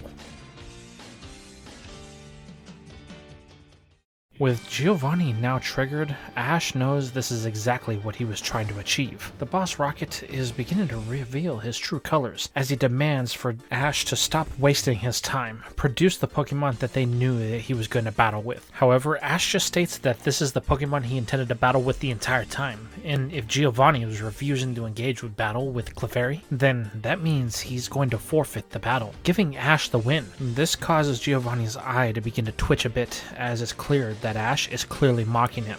While a couple feet behind him, both Biff and Cassidy are beginning to step back as they can feel the rage beginning to fester within the boss, as Giovanni explodes on Ash, telling the boy that he still expects him to honor their agreement. When Giovanni wins this battle, he will hand over Mew, to which Ash says he has no problem with that, if Giovanni can win this battle. The confidence of the boy is staggering, and Giovanni is becoming more agitated with each passing second. However, Giovanni isn't going to waste any more time as he chooses to accept Ash's terms and conditions for the final battle. If he wants to throw away his efforts, then so be it, as he tells Golurk to attack with a Drain Punch. However, Ash is quick to counter, ordering Clefairy to use a Metronome, to which the small fairy type does, and surprisingly, it lands in Ash's favor, as Clefairy is able to trigger a move called Protect, preventing any damage to itself, causing Giovanni to become that much more angered with the boy. However, this is exactly what Ash wanted, as everyone in the gym is fixated on him and his battle. All the while, Ash is maintaining a mental link with his starter Pokemon Mew, asking it if it's almost ready. He doesn't know if they can keep this up for much longer, to which the Psychic type sends Ash a message stating that it is. All of their pieces are almost in place, as Giovanni calls for a Bullet Punch from Golurk, only for it to be dodged by Clefairy when Metronome once again lands in Ash's favor as it uses a teleport to get away. Giovanni is now firmly losing his composure, and everyone within the gym can see it. However, it's not only everyone within the gym, it's also everyone that's watching this televised broadcast across the entire Kanto region. And Boss Rocket is so engaged in the battle and so angered by Ash and his insolence and him daring to challenge the gym leader of the Viridian Gym that he has failed to notice exactly what Ash is trying to do, and it's gonna cost Team Rocket big, as Clefairy reappears before using another Metronome to land a Shadow Punch across the side of Golurk, causing the first damage of this actual battle. With frustration clearly evident on Giovanni's face, Boss Rocket commands that Golurk finally end this with another Bullet Punch. However, this time instead of leaving their fate to the luck of Metronome, Ash decides he's going to beef up Clefairy's defense by calling for a defense curl that causes it to curl up into a ball and stiffen up, hardening, preventing it from being knocked out by one of these punches. However, this isn't without recourse, as Clefairy is sent flying into the gym wall before it bounces off, and a bit dazed and confused from being hit so hard. This immediately causes Giovanni to gain that confidence back that he had at the beginning, now that he's been able to cause some serious damage to Ash's final Pokemon and prove to the boy that he needs to stop wasting his time. Giovanni is feeling a little bit better about himself. However, unfortunately for Boss Rocket, this is where things are going to take a turn for the worst, as he begins to gloat about how Ash is one strike away from being the loser of this match. Ash decides that it's time for him to unveil his grand master plan, as beside Butch and Cassidy teleports in Mew, but he's not alone. He's with Professor Oak and Ash's other Pokemon, as they immediately run defense, separating Gary Oak from the two bodyguards, while both Beedrill and Raticate run interference, so that way Mew can teleport both Gary and Professor Oak away. So, that was your plan the entire time, was it, Giovanni says? To get that boy out of harm's way? You wasted all of this time just to make sure you could save a friend of yours. However, Ash quickly smiles, telling Giovanni that wasn't his plan. He just wanted to make sure that Gary was out of harm's way before the fireworks kicked off. However, Giovanni doesn't heed this warning, as he commands that Golurk finally end Clefairy with a hyper beam. But as the golem launches the normal type attack to try and incinerate the little fairy type, a command from within the shadows of the gym is given. Dragonite! Use Dragon Pulse! Suddenly, a beam of dragonic energy intercepts the hyper beam, causing it to explode in the middle of the battlefield. And once the dust settles, in the middle stands the giant pseudo-legendary of the Kanto region and its master, Lance, the champion of the entire Kanto region.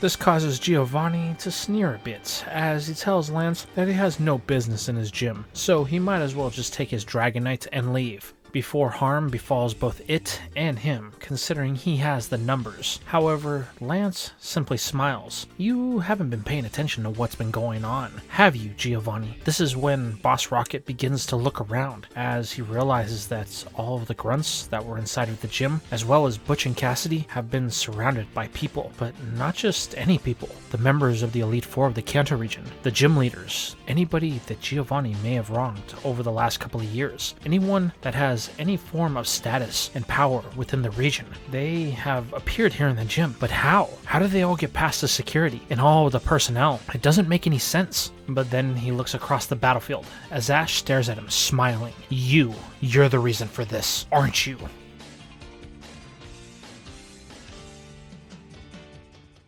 It's here that we flash back to when Ash was traveling on his way to the Viridian Gym. As he was having Mew give him a mental jump throughout the entire Team Rocket gym, Ash realized one thing. They have numbers, and there was no way he was going to be able to stand up to anybody there. So he decided that the only way to fight fire like that is with the fire and an army of his own. So he used Mew's psychic abilities to reach out across the region, talking to anybody that he may have met, any of the gym leaders, anyone that may have had dealings with Team Rocket that went sour. Anyone that was willing to help his cause. He had a plan, and he can get them into the gym. They needed to just be ready on a specific date, to which there was nobody that said no, especially considering how much power and influence Giovanni had had over the region. Everyone felt that it was time to bring the stranglehold that he had over the region to an end.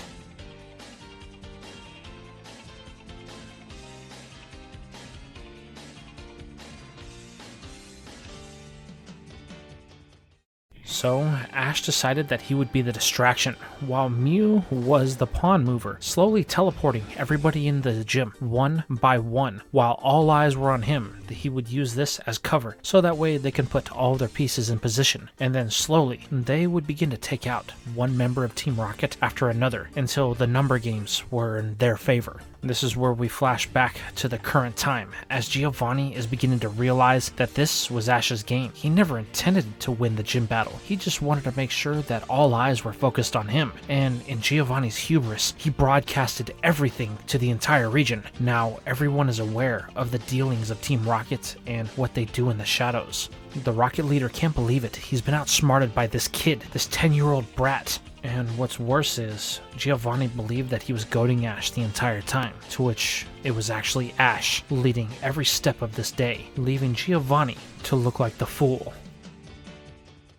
This immediately angers Boss Rocket as he commands Golurk to attack anything and everything that moves. However, he's not going to get the chance, as the Goliath is immediately brought down by the members of the Elite Four that are closest to it, as they have broken their hold over Cassidy and Biff in order to stop Giovanni's tirade. However, while they're able to prevent any major damage to any of the people that are helping them, this is going to be one thing that's going to cause a massive problem, as Butch and Cassidy are able to use their Hypno to escape the clutches of the gym. And not only that, but as Golurk's Hyper Beam collides with the roof of the gym, causing it to cave in and drop around Ash, the Hypno appears right in front of Giovanni before the gym leader stares the boy down as the roof crumbles before Giovanni, Hypno, Butch, and Cassidy all teleport away out of any type of reach from anyone, including you.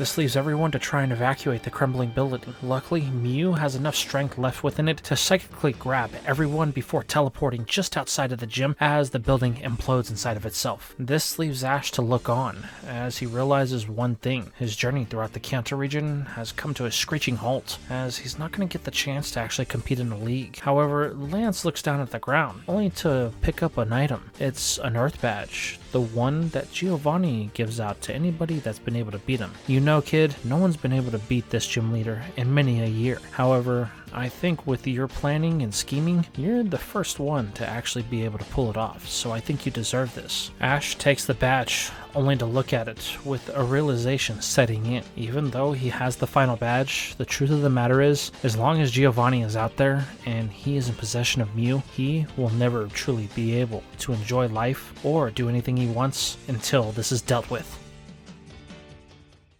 The boy then looks to Lance, handing him the badge back. He won't take it until Giovanni is brought to justice and they can close this chapter of the book, that is, of Team Rocket. To which Lance simply looks at the boy. You know, considering that's your thought, you may actually have a spot as a Pokemon G-Man one day. How would you like to provide assistance to me until we're able to capture Giovanni and bring him to justice? To which Ash smiles, knowing that he can't do anything else or even rest until Giovanni has been forced to face all of the crimes that he's committed. So the boy accepts his official position as the protege of the Dragon Master of the CANT region, Lance. And this is where we're going to end things for now. However, just because it's ending here doesn't mean that the story is over. Tell me what you guys thought about this entire journey down in the comments below and what you would like to see in a potential continuation.